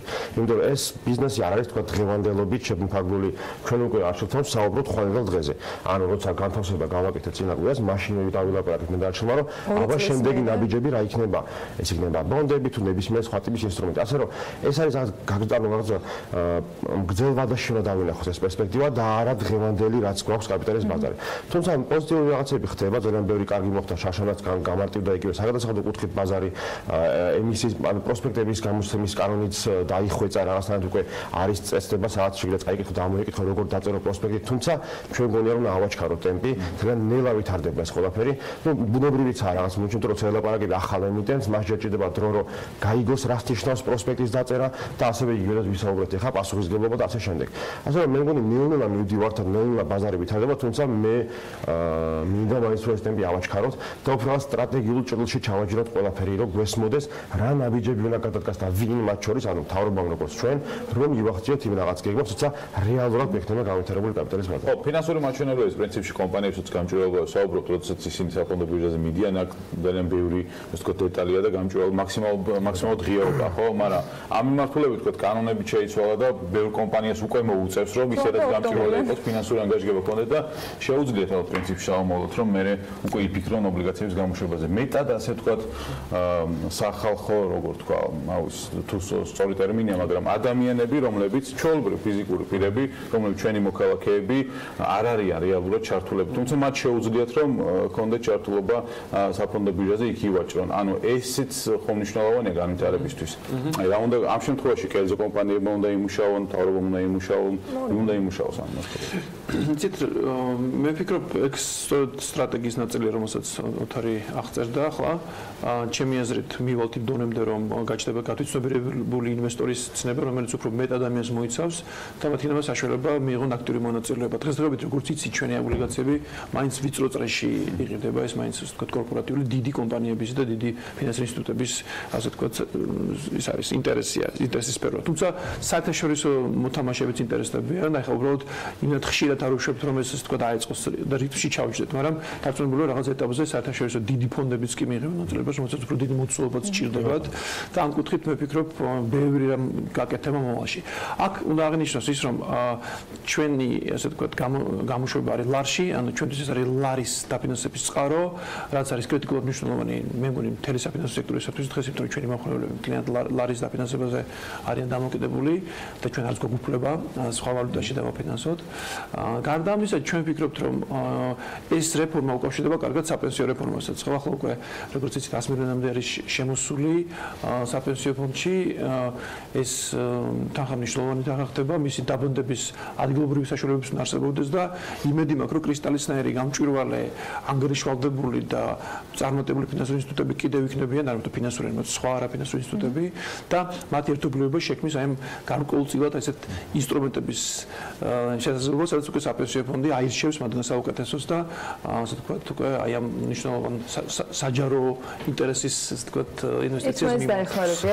ასე რომ ჩვენს აქტიურად ვართ, ჩვენი აქტიურობით ვამზადებთ რაღაც საომავლოდ აი ამ პლატფორმას და იმედია რომ ეს ყველაფერი აი ჰარმონიულად გამტარდება საბუთჯამში ხალხის და ეკონომიკის ასაკის. იმედია მალე იქნება ეს ინვესტიციო საბჭოს და სანამ დავიწყებთ ბატონო თქვენს კომენტარებს გითხოთ FTI-სთან დაკავშირებით BMG-ზე, მინდა საქმიანობის მაყურებლისთვისაც კიდევ ერთხელ ვისაუბროთ, არ იყო გასახარი მონაცემები ხა რაც წინა კვირაში მოვისმინეთ, რა გვჭირდება მზარდი მაჩვენებლისათვის, რა იყო თქვათ ამ მონაცემების მთავარი მიზეზი, ფაქტორებზე იყო საუბარი რაღაცა მილევად პროექტებზე, მათ შორის ქართველებზე გადმოტანას და ასე შემდეგ, მაგრამ იმისათვის რომ იყოს უკეთესი შედეგი და გაგვიხარდეს, კარგი ამბები იყოს საქმიანობის მაყურებლებისათვის, რა გვჭირდება ამ ყოველთვის? ძალიან ამას ყველაფერს ალბათ ჭირდება, უბრალოდ ის რომ ანუ ჩვენ მზარდი ეკონომიკა უნდა გვესმოდეს ეს მზარდი ეკონომიკა და ჩვენ გაგვიჭირდება ყოველთვის ის ქონდეს რომ ყოველთვის ყველაფერი იზრდებოდეს. ანუ მე არ გამკურვებია რომ არის რაღაც მომენტები რომ ამ ტიპის ეკონომიკებში არის რაღაც შემცირებები. შემცირებას არ ვიტყვი, უბრალოდ იყო მოცემულა მილიარდ დოლარში შემოვიდა, არც ანუ იმდენივე არ შემოვიდა, იმაზე მეტი ვერ შემოვიდა რა ჩარჩან, თუმცა შემცირებას ამას ვერ დაარქმევდი. მეორე რას ვთქვათ, არის ეს კონდ ციკლები პროექტების, იგივე BP, ასე შემდეგ, იყო თქო გარკვეული ტრანზაქციები, რომელიც მოხდა ქვეყანაში და ფული გავიდა გარეთაც, ძალიან ბუნებრივი ნორმალური ისინია. მეორე რას ვქნა, შევხედოთ ბიზნეს და ბიზნეს კლიმატს არაფერი არ შეცვლილა. რეალურად ჩვენ უყურებთ და ენერგეტიკას ვისაუბრებთ, არის ძალიან დიდი სია, 150 პროექტამდე არის სიაში, რომელიც უნდა განხორციელდეს. გვესმის რომ აქედან ყველაფერი არ განხორციელდება, ბუნებრივია, თუმცა განხორციელდება 50% ალბათ, მაგრამ დაემატება კიდე ახალი პროექტები. ასე რომ მე მგონი ეს საგანგაშო ნიშნული არ არის.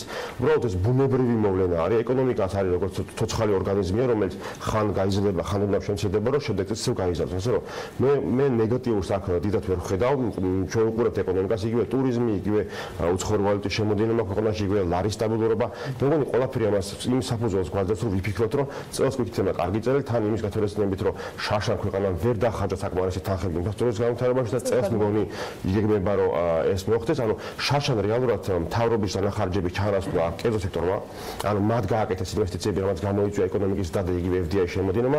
წელს მგონი კერძო სექტორს დაეხმარება სამთავრობო სექტორი, რომელიც აპირებს, რომ განახორციელოს ის პროექტები და დაიმილი აქვს წელს. ასე რომ მე ამაში როგორც ვთქვათ, კი მესმის, რომ შემცირდა და არის სასიხარულო გაგვიხარდებოდა პირიქით ყოფილიყო უფრო მეტიც და მაგრამ ჩვენ ველოდებით, რომ ეს ციფრი გაიზრდება. უფრო საყურადღებო ის ხო არ არის, რომ ხოდა ერთი და ორ პროექტია დამოკიდებული რეალურად მაჩვენებლები, რომელიც შეიძლება ქვეყანას კონკრეტულად. საერთოდ ბუნებრივია ჩემი აზრით, ამას ახლა ვერ გავექცევით ვერანაირად მესმის რომ.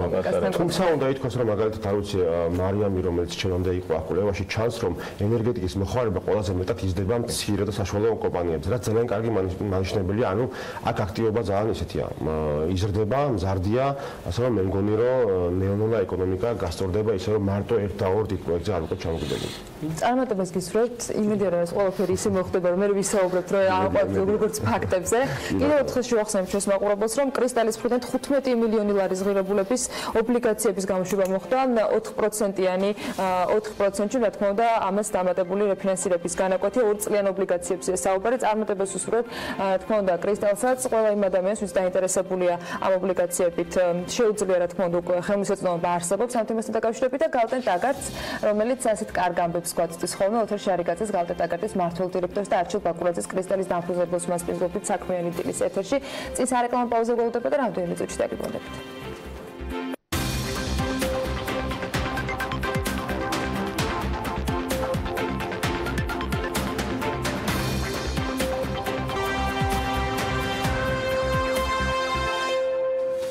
საქართველოში დასაქმების პრობლემა რომ მნიშვნელოვანი გამოწვევა, ნახალს არაფერს ალბათ არ გეტყვით. ამ თემაზე ბევრი გვისაუბრია და ახლა კიდევ უფრო მეც მოგიყვებით და მოგიყვებით ხოლმე.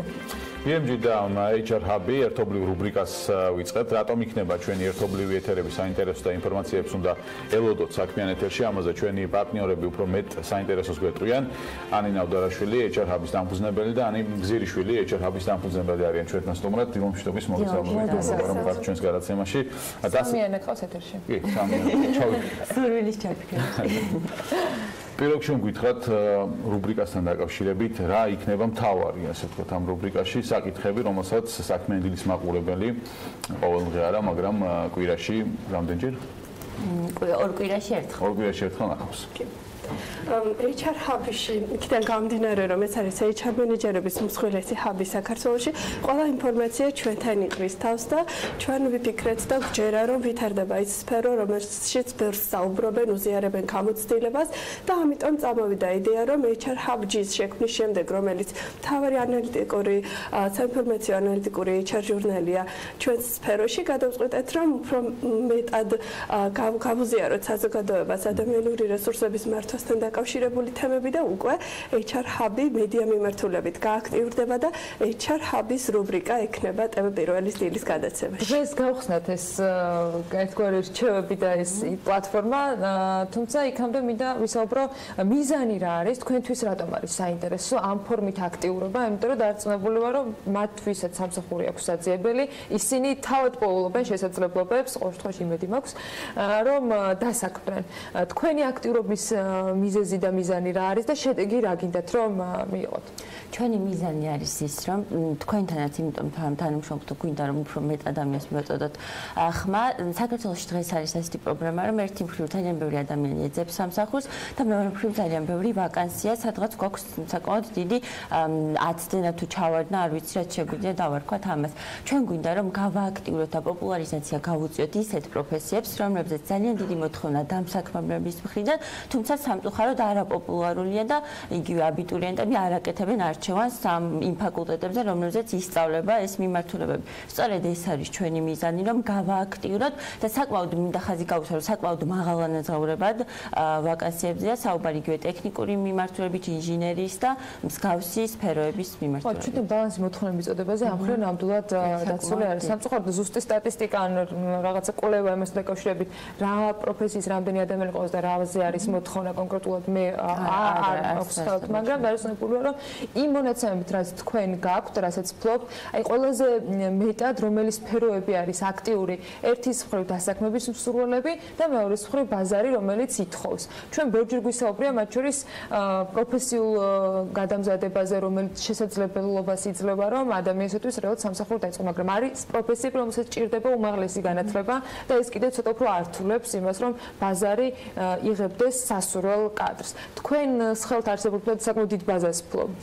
ამ მხრივ დღეს რა ხდება ბაზარზე? აი ზუსტად წინა კვირას გამოვითხოვეთ ეს სტატისტიკა ერთ-ერთი დასაქმების ვებგვერდიდან და ყველაზე მოთხოვნადი ვაკანსიები არის გაყიდვების მიმართულებით.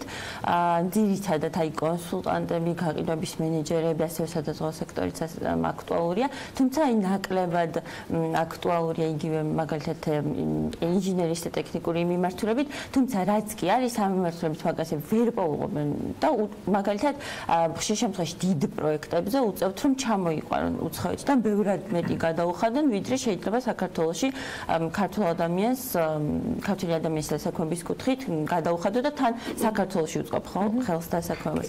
ამ მიმართულებით საკმაოდ დიდი პრობლემაა. თავი გამოწვევა არის ის, რომ იმ პროფესიების პოპულარიზაცია მოვახდინოთ, რომელზეც უნდა იყოს მოთხოვნა, მაგრამ რადგან ამაზე ნაკლებ საუბრობენ, შესაბამისად საზოგადოებისგანაც ძალიან ნაკლებია დაკვეთა და უბრალოდ ნაკლები კანდიდატებია ამ კუთხით. აი როცა ახსენეთ, რომ ყველაზე დიდი მოთხოვნა არის გაყიდვების აგენტებზე, კონსულტანტებზე, ხომ არა იმიტომაც, რომ როდესაც საუბრობთ მაღალანაზღაურებად კონკრეტულ პროფესიებზე, აქ უფრო ჩაკეტილ წრესთან აქვს მათ შორის დამსაქმებელ საქმე და თავად ეძებს კადრებს მის გარშემო, ან რაღაცა სხვა ფორმით, ვიდრე თქვა განცხადება გაავრცელოს და ვაკანსია გამოაქვეყნოს და შემდეგ, იმიტომ რომ მოლოდინი იმის, რომ ამ ფორმით შეიძლება მაგრამ სასურველი კანდიდატი იპოვოს, არ არის ხო?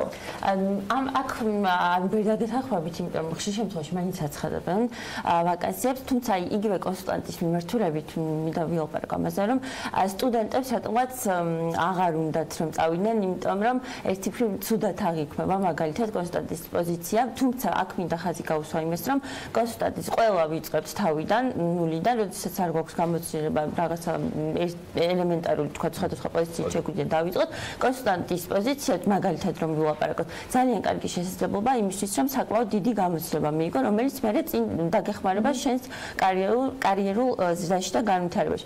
თუმცა აქაც სხვადასხვა პრობლემა, მაგალითად ზოგი დამსაქმების მხრიდან პრობლემა ის არის, რომ ძალიან თქვა არასასრულ პირობებს უქმნიან სტუდენტებს და შესაბამისად ვერ უწყობენ სწავლას ხელს და ესეც ერთ-ერთი პრობლემა სტუდენტებისთვის, რომ იპოვონ თქვა სტუდენტური სამსახური გრაფიკის ფაკულტეტში. რაც შეეხება მოძიების არხებს, დამსაქმებლები ყველა არხს იყენებენ, მათ შორის ეს არის დასაქმების ვებგვერდები და რაც ტრენდული და ახალია ჩვენ სფეროში არის ის, რომ კომპანიები უფრო და უფრო მეტად კონცენტრირდებიან რეკრუტინგულ კამპანიებზე, რომ უფრო სწორად მიაწოდონ ვაკანსია დაინტერესებულ კანდიდატებს და უფრო მეტად მოიზიდონ შესაბამისი სეგმენტურად ეს ადამიანები. ვაკანსიების ნაწილში კომპანიები რაღაცნაირად ეს პროცესი დაიხვეწა და მათი მოთხოვნებით თქვა შესაბამისი, თუმცა გვინახავს, რომ ისეთი მოთხოვნებიც არის, რომელიც შეიძლება არ შეესაბამებოდეს იმ ვაკანსიას, რომელიც გაცხადებული აქვს კომპანიას, მაგრამ თქვა ამ ნაწილში დაიხვეწა. იქნება თუ არა ამ რუბრიკაში სამომავლოდ საუბარი იმაზე, როგორ უნდა მიაწოდოს თავად აპლიკანტმა კომპანია, ამა თუ იმ კომპანიას საკუთარი თავი, ანუ როგორ წარუდგინოს,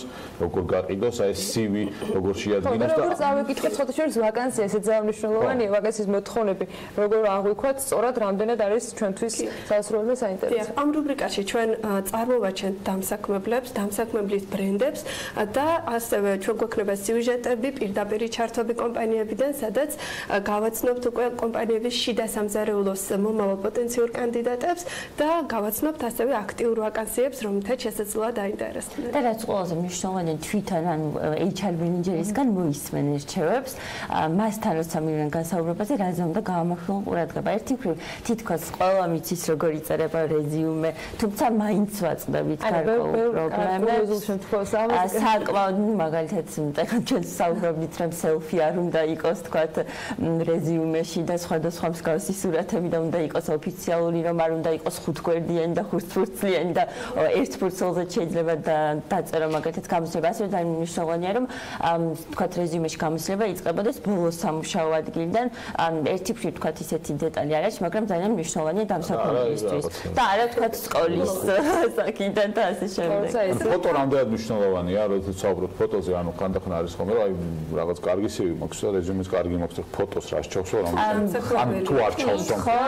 გააჩნია თქვა ზოგი არის აი ამ განსხვავებულობაზე მინდა მეკითხა, ანუ რამდენად განსხვავებულად უნდა მივაწოდოთ, ანუ ყველა დამსაქმებას ერთი და იგივე CV უნდა გაუგზავნოთ თუ არა პოზიციას და გააჩნია დამსაქმება. აი ამაზე თუ იქნება აქცენტი გაკეთებული და ამას თუ მოვუყურებთ. აუცილებლად ყველაფერს გავითვალისწინებთ, რაც მნიშვნელოვანი იქნება იმ ადამიანებისთვის, რომლებიც ეძებენ სამსახურს.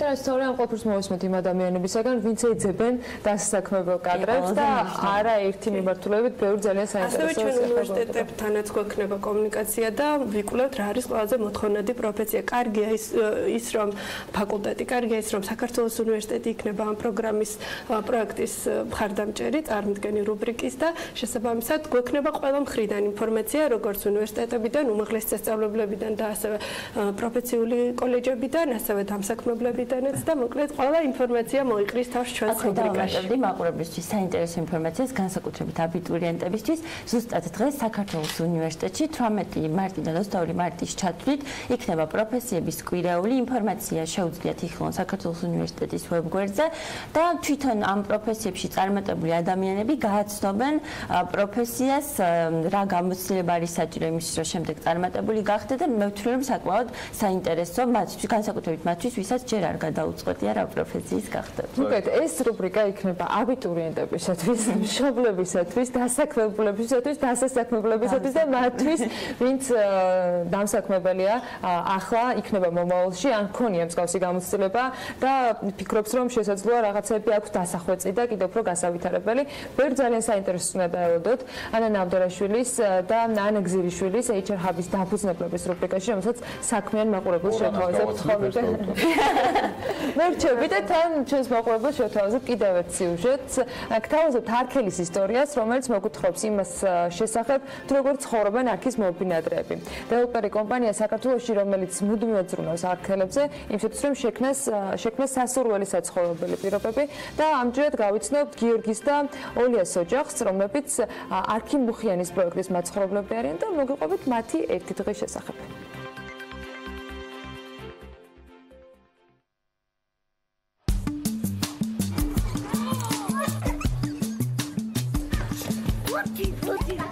პეტრე იბერის 16 ეს არქი დიგომის საცხოვრებელი კომპლექსის ის მისამართია, სადაც კიდევ ერთი არქელი ბინადრობს. ახლა ჩვენ მას პირადად გავიცნობთ და თქვენს გაგაცნობთ ამ ადამიანის ისტორიას.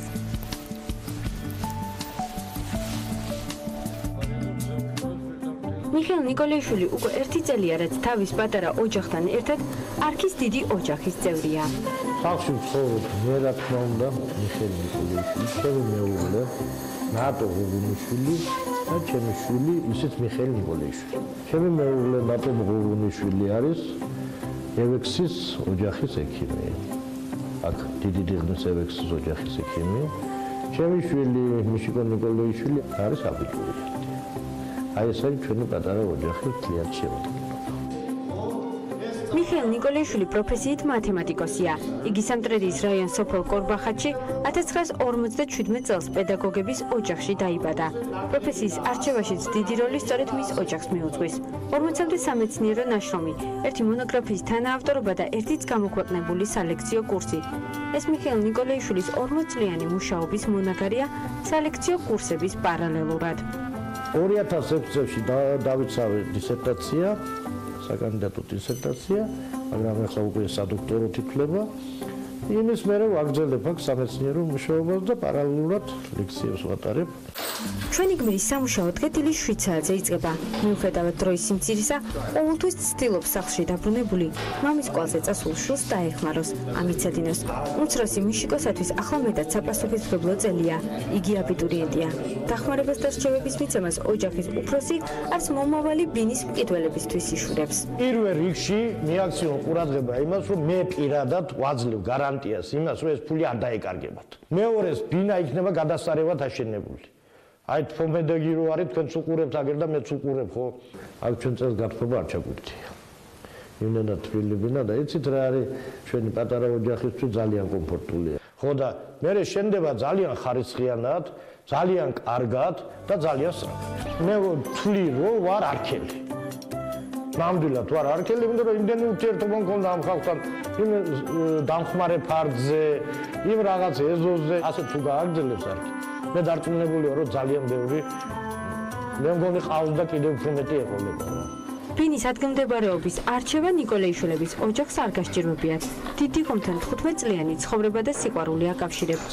რაც შეეხება კომპანიას, სანდოობა და ხარისხი გახდა ის მთავარი გამსაზღვრელი, რომლის გამოც ნიკოლეიშვილების ოჯახი არქელის სტატუსს ამაყად ატარებს.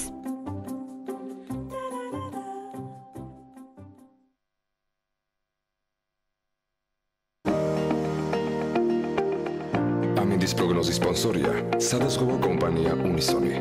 თავისუფალი დაზღვევა თქვენი სიმშვიდისათვის.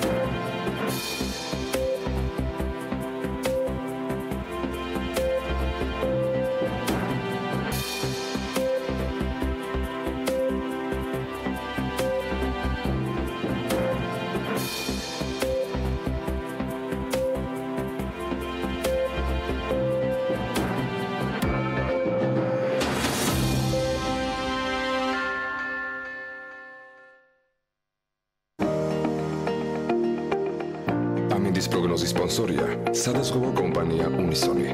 თავისუფალი დაზღვევა თქვენი სიმშვიდისათვის.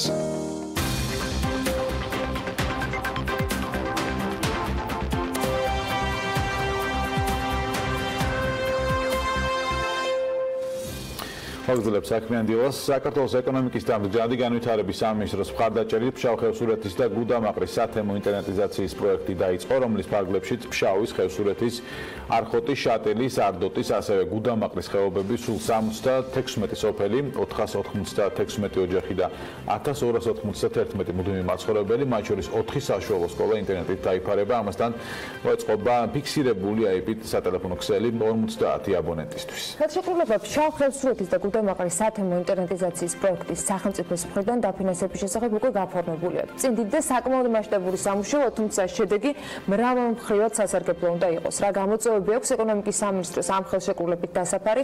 დეტალებში ჩვენი სტუმარი გაგვერკვევს ეკა ყუბუსიძე, ეკონომიკის სამინისტროს კავშირგაბმულობის საინფორმაციო და თანამედროვე ტექნოლოგიების დეპარტამენტის უფროსი შემოგვერდა საქმიანი დილის ბოლო ბლოკში. მოგესალმებით, მადლობა რომ ხართ ჩვენთან ერთად. რას მოიცავს პროექტი, რა ფორმით მოხდება სამინისტროს აქტიურობა და ის ხელშეკრულება ტექნოპარკში გაფორმდა, მოვისმინეთ დაახლოებით რა შინაარსი იქნება, მაგრამ მოდით საქმიანი მაყურებელთათვის გავმარტოთ ვადები და ის შესაძლებლობა, რომელიც ეკონომიკის სამინისტროს დაჭირდება გაიღოს, რომ შედეგი მივიღოთ და ბექას მიერ დასახელებული რიცხვები, რაოდენობით სახლებით და სკოლების მიხედვით იყოს უზრუნველყოფილი ინტერნეტით. მოგესალმებით, მოგესალმებით თქვენს მსმენელს და მადლობა მოწვევისთვის. დიახ, რა თქმა უნდა, ჩვენთვის ეკონომიკის სამინისტროს განსაკუთრებით მნიშვნელოვანი არის ფართოზოლოვანი ინფრასტრუქტურის განვითარების ხელშეწყობა, რაც იმას ნიშნავს, რომ ჩვენთვის მნიშვნელოვანი არის მოსახლეობის მაქსიმალური რაოდენობის უზრუნველყოფა და დაშვება ინტერნეტთან. სწორედ ამ პროექტის ფარგლებში ჩვენ დავიწყეთ ინტერნეტ საზოგადოება ISOC-თან მოლაპარაკებები, იმისათვის, რომ მიგვეღო გარკვეულწილად ტექნიკური და ფინანსური დახმარებაც მათი მხრიდან სათემო ინტერნეტიზაციისთვის, იმიტომ რომ მოგეხსენებათ, საქართველოს საკმაოდ მაღალმთიანი რეგიონებს შეიცავს, შესაბამისად ჩვენთვის მნიშვნელოვანი არის, რომ იმ რეგიონებში, სადაც ბიზნესები, ასე ვთქვათ, არ გეგმავენ შესვლას მინიმუმ ბოლო 3 წლის განმავლობაში, ჩვენ დავეხმაროთ, ასე ვთქვათ, სხვადასხვა მიდგომებით და დაფარული იქნას ეს რეგიონები ინტერნეტით. სწორედ ამის შედეგი არის, ISOC-თან მოლაპარაკების შედეგი არის ის, რომ წელს დაიწყება მშენებლობა ქსელის ფშავ-ხევსურეთსა და გუდამაყარში. როგორც უკვე თქვით, მოეწყობა რადიოქსელი, ანუ Wi-Fi-ით უზრუნველყოფილი იქნება იქაური მოსახლეობა და ამავდროულად მათ ექნებათ IP ტელეფონით სარგებლობის საშუალება. 500-მდე აბონენტს უბრალოდ გადავცემთ აპარატს IP ტელეფონის, ეს იქნებიან ბავშვებიანი და ასე ვთქვათ, ისეთი მოსახლეობა, რომელსაც დახმარება ჭირდება, შეშმო პირები და სოციალურად დაუცველი ოჯახები, თუმცა დანარჩენ ყველა ოჯახს ექნება რა თქმა უნდა დაშვების საშუალება, IP ტელეფონით სარგებლობის საშუალება მათი მოთხოვნის შესაბამისად. ასე რომ ჩვენთვის ერთ-ერთი პრიორიტეტული არის რაც შეგვიძლია სწრაფ ტემპებში დღეს დაიფაროს აღნიშნული და წლის ბოლომდე დასრულდეს აღნიშნული ეს ამუშავები, თუმცა ვადებზე მკითხეთ და ჩვენ ძალიან მიბმული ვართ რა თქმა უნდა გარემო და კლიმატურ პირობებზე შესაბამისად ვფიქრობთ რომ წელს ნოემბერში უკვე უნდა იყოს დაფარული ძირითადი ქსელი და აღსანიშნავია რომ აქ ძალიან დიდი მნიშვნელობა აქვს მრავალმხრივ ჩართულობას, განსაკუთრებით ძალიან დიდი დატვირთვა აქვს მცირე და საშუალო ბიზნეს ოპერატორების ასოციაციას, რომელიც რეალურად თავის თავზე იღებს ვალდებულებას, რომ ერთის მხრივ ქსელის მშენებლობაში დაეხმაროს მთის სათემო ქსელს და მეორეს მხრივ 3 წლის განმავლობაში, ასე ვთქვათ, დაამონიტორინგოს ქსელი და მთის სათემო ქსელს მისცეს ტექნიკური პირობები იმისა, რომ ოპერიროს იმ რეგიონში. თქვენ კერძო სექტორი ახსენეთ და ანუ ბიზნესიც შეიძლება რაღაც ხრო გავიგოთ, როცა ძალიან მცირე მოსახლეობაზე საუბარი, ამ ხელა ინვესტიცია მათ შესაძლოა ასე მარტივად არ ქონდეთ გეგმაში გათვალისწინებული. აქედან გამომდინარე,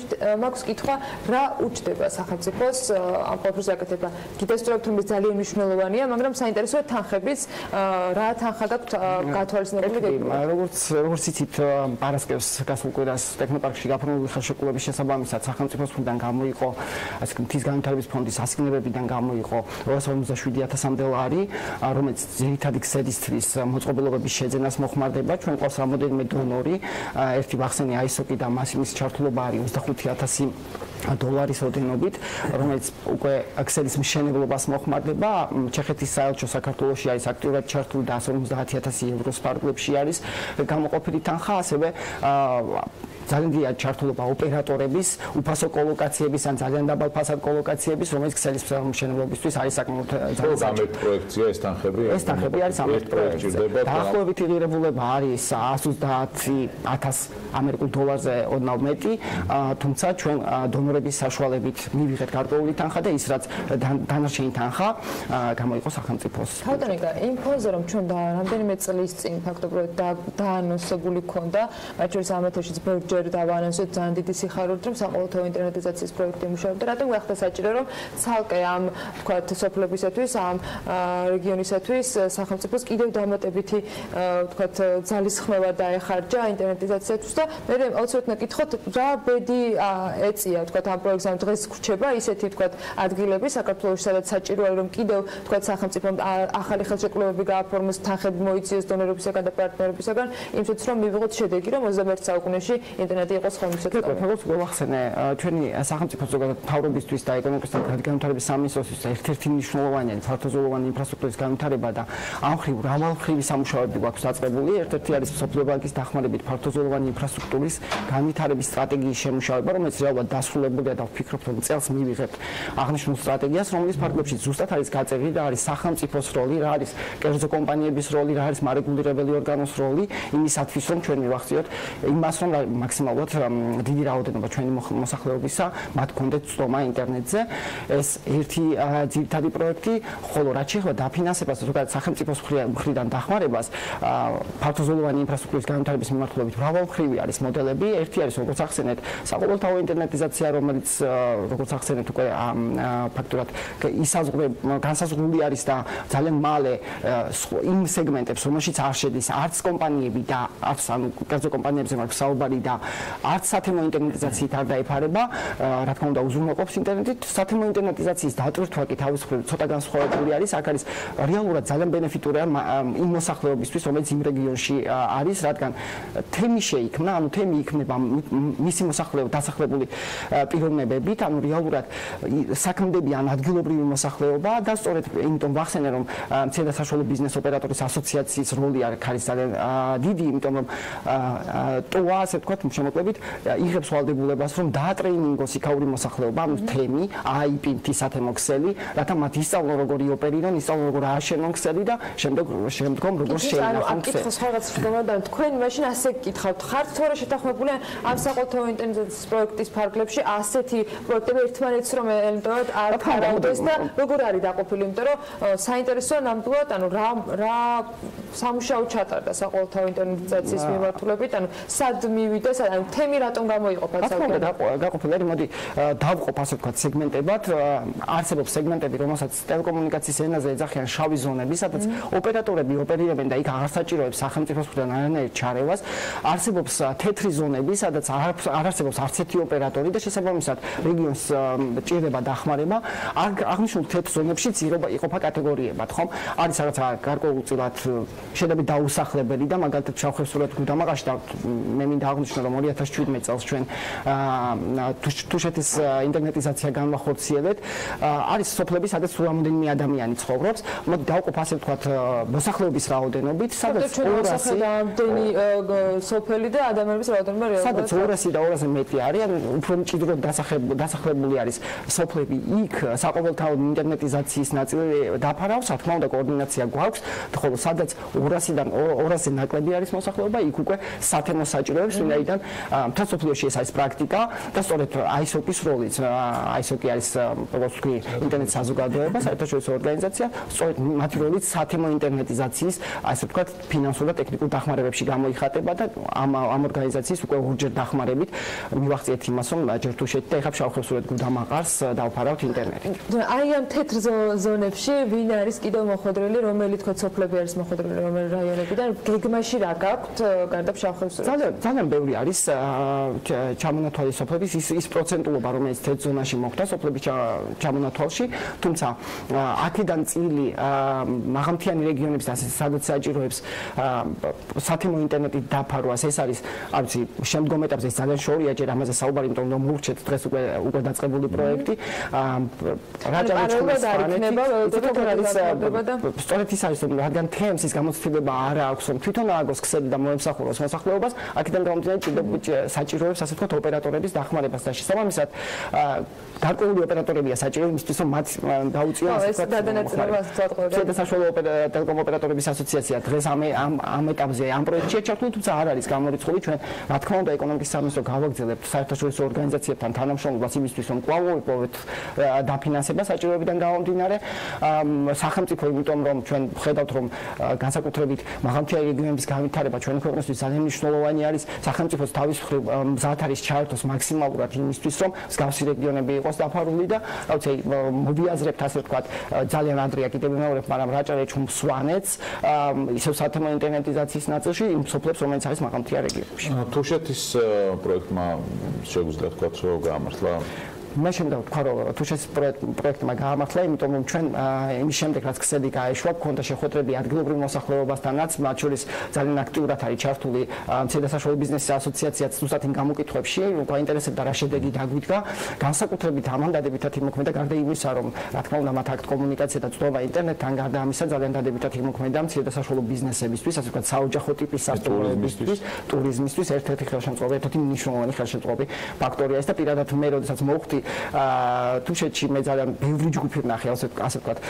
ტურისტების და მახსოვს პოლონელი ტურისტები შემხვდნენ და ძალიან ესეთი ახტოვანებულები იყვნენ, იმიტომ რომ თაში დაიჭირა ინტერნეტმა, უბრალოდ არასასტუმროში, არამედ გარეთ თაში დაიჭირა ინტერნეტი.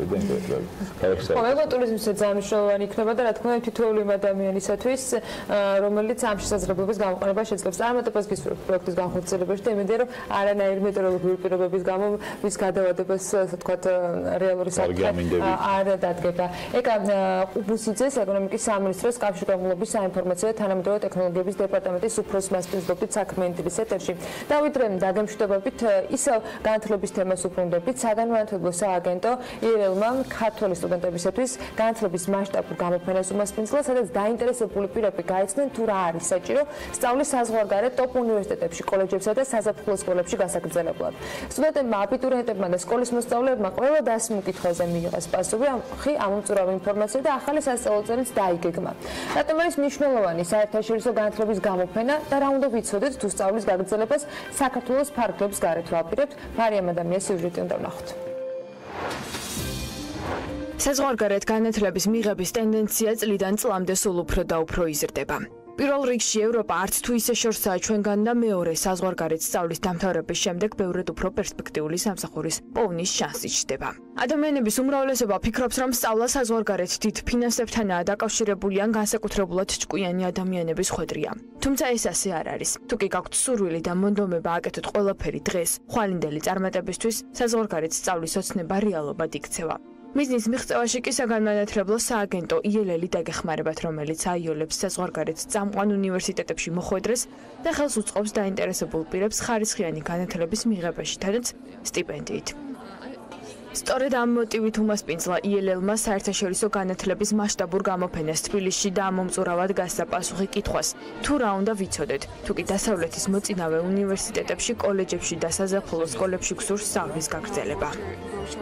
ამასთან ერთად მე მინდა აღვნიშნო, რომ იმისათვის რომ გაიმგზავროთ საზღვარგარეთ, არ არის საჭირო გამოცდების ჩაბარება, მხოლოდ საჭიროა იმ ენის ცოდნა, რომელ ქვეყანაშიც მივდივართ, მაგრამ ძირითადი მაინც ინგლისური ენაა, ინგლისური IELTS-ში უნდა გქონდეთ ან TOEFL-ში მაღალი ქულა და რაც შეიძლება მაღალი ქულა სკოლის ატესტატში. თუ უნივერსიტეტის მაგისტრატურაზე აპირებენ წასვლას, მაშინ მას უნდა გქონდეს ბაკალავრიატის GPA მაღალი და რა თქმა უნდა ინგლისური, გერმანული ან ფრანგული ენის კარგი დონე. საერთაშორისო განათლების გამოფენაზე სტუდენტებმა, აბიტურიენტებმა და სკოლის მოსწავლეებმა დეტალური ინფორმაცია მიიღეს უნივერსიტეტების, კოლეჯებისა და საზაფხულო სკოლის წარმომადგენლებისგან. სხვადასხვა პროგრამებზე იქნება ეს საბაკალავრო, სამაგისტრო თუ სასტიპენდიო პროგრამები. როგორია სასწავლებელში მიღების პირობები, დაფინანსების შესაძლებლობები და საცხოვრებელი გარემო. ყველა კითხვაზე პასუხი უშუალოდ ამერიკული, ბრიტანული და ევროპული უნივერსიტეტების წარმომადგენლებისგან გაეცა. და როგორც გამოფენიდან ირკვევა, ქართველი სტუდენტები საზღვარგარეთ საკმაოდ მოთხოვნადი და საინტერესოა. ვენეციის სახელმწიფო უნივერსიტეტის სტუდენტებს თავაზობს საბაკალავრო და სამაგისტრო პროგრამებს 4 მიმართულებით. ესენია ეკონომიკა და მენეჯმენტი, მეცნიერებები, უცხო ენები და ჰუმანიტარული ფაკულტეტი. ჩვენ საქართველოში საკმაოდ მჭიდრო ურთიერთობა გვაქვს ILL-თან, რომელიც ეხმარება ქართულ სტუდენტებს ჩვენამდე მოღწევაში. ჩვენ თავაზობთ მაღალი ხარისხის განათლებას დაბალ ფასად და რაც მთავარია სტიპენდიით. დღესდღეობით მართალია გვყავს მხოლოდ რამდენიმე სტუდენტი საქართველოდან, თუმცა იმედი გვაქვს, რომ რაოდენობა კიდევ უფრო გაიზრდება. გამოფენა კომპლექსური ხასიათის იყო ყველა ასაკობრივი ჯგუფისთვის და თითოეული უნივერსიტეტის, კოლეჯისა და საზაფხულო სკოლის წარმომადგენელს გამოყოფილი ჰქონდა საკუთარი მაგიდა, სადაც ერთ-ერთზე ჰქონდათ შესაძლებლობა კანდიდატებს უნივერსიტეტის წარმომადგენლებს გასაუბრებოდნენ. ეს გამოფენა ძალიან მნიშვნელოვანია სტუდენტებისთვის, ვისაც ხარისხიანი განათლების მიღება აქვს დაგეგმილი საზღვარგარეთ. ჩვენ ყველა სახის ინფორმაციას უზიარებთ მათ, იმისთვის რომ მოვიდნენ და გაეცნონ ამერიკულ განათლებას. რაც შეეხება ალაბამას უნივერსიტეტს, ის სპეციალიზირდება მეცნიერებებზე, ტექნოლოგიურ მიმართულებებზე და ბიზნესზე. მართალია სწავლის საფასური ევროპასთან შედარებით მაღალია, თუმცა ხელს უწყობთ დაფინანსების მოპოვებაში. რაც მთავარია, ეს არის უდიდესი გამოცდილება, როგორც სწავლის, ასევე ცხოვრების კუთხით. მოკლედ, ვინც გადაწყვეტს სწავლის გაგრძელებას დიდ ბრიტანეთში, ამერიკაში ან ევროპაში, პირველ რიგში უნდა ჩააბაროს IELTS-ის ან TOEFL-ის გამოცდები. რაშიც ILL-ი დაგეხმარებათ, შემდეგ კი უკვე გაივლით გასაუბრებას, შეავსებთ საუნივერსიტეტო აპლიკაციას და წარმოადგენთ სათანადო დოკუმენტაციას, რომელიც თქვენს მიერ არჩეულ უნივერსიტეტში გადაიგზავნება. შედეგად კი თქვენ ის ქართველი სტუდენტი ხართ, რომელიც ხარისხიან განათლებას მიიღებს საზღვარგარეთ და რომელიც წარმატებული მომავლისკენ ყველაზე ქმედით ნაბიჯს გადადგავს წინ. მოკლედ ასე განათლებით დავიწყეთ დღევანდელი საქმიანობა და განათლებით დავასრულეთ. არცნობრივია, რომ ბევრისთვის საინტერესო სიახლეები იქნება ის შემოთავაზებები, რომელსაც საერთაშორისო უნივერსიტეტები სთავაზობენ ქართულ სტუდენტებს, პოტენციურ სტუდენტებს, ან საზაფხულო სკოლები, რომელიც მოსწავლეებისთვის არის გათვლილი და კიდევ უფრო ბევრ საინტერესოს ვთქვათ მიმართულებით უხსნის კარს ახალგაზრდებს. ჩვენ ამით დღევანდელ ეთერს ვასრულებთ. საქმიანი დილა ზუსტად ხვალ დილის 8-ზე დაგიბრუნდება ტელევიზიის ეთერში. იქამდე რა თქმა უნდა, ბექაპაცი ერთად საქმის კურსის ეთერებს უნდა უყუროთ და იგითხოთ BMG. ბევრ საინტერესო ამბავს გაგიზიარებთ. ბევრი გამშვიდობებით. ნახვამდის.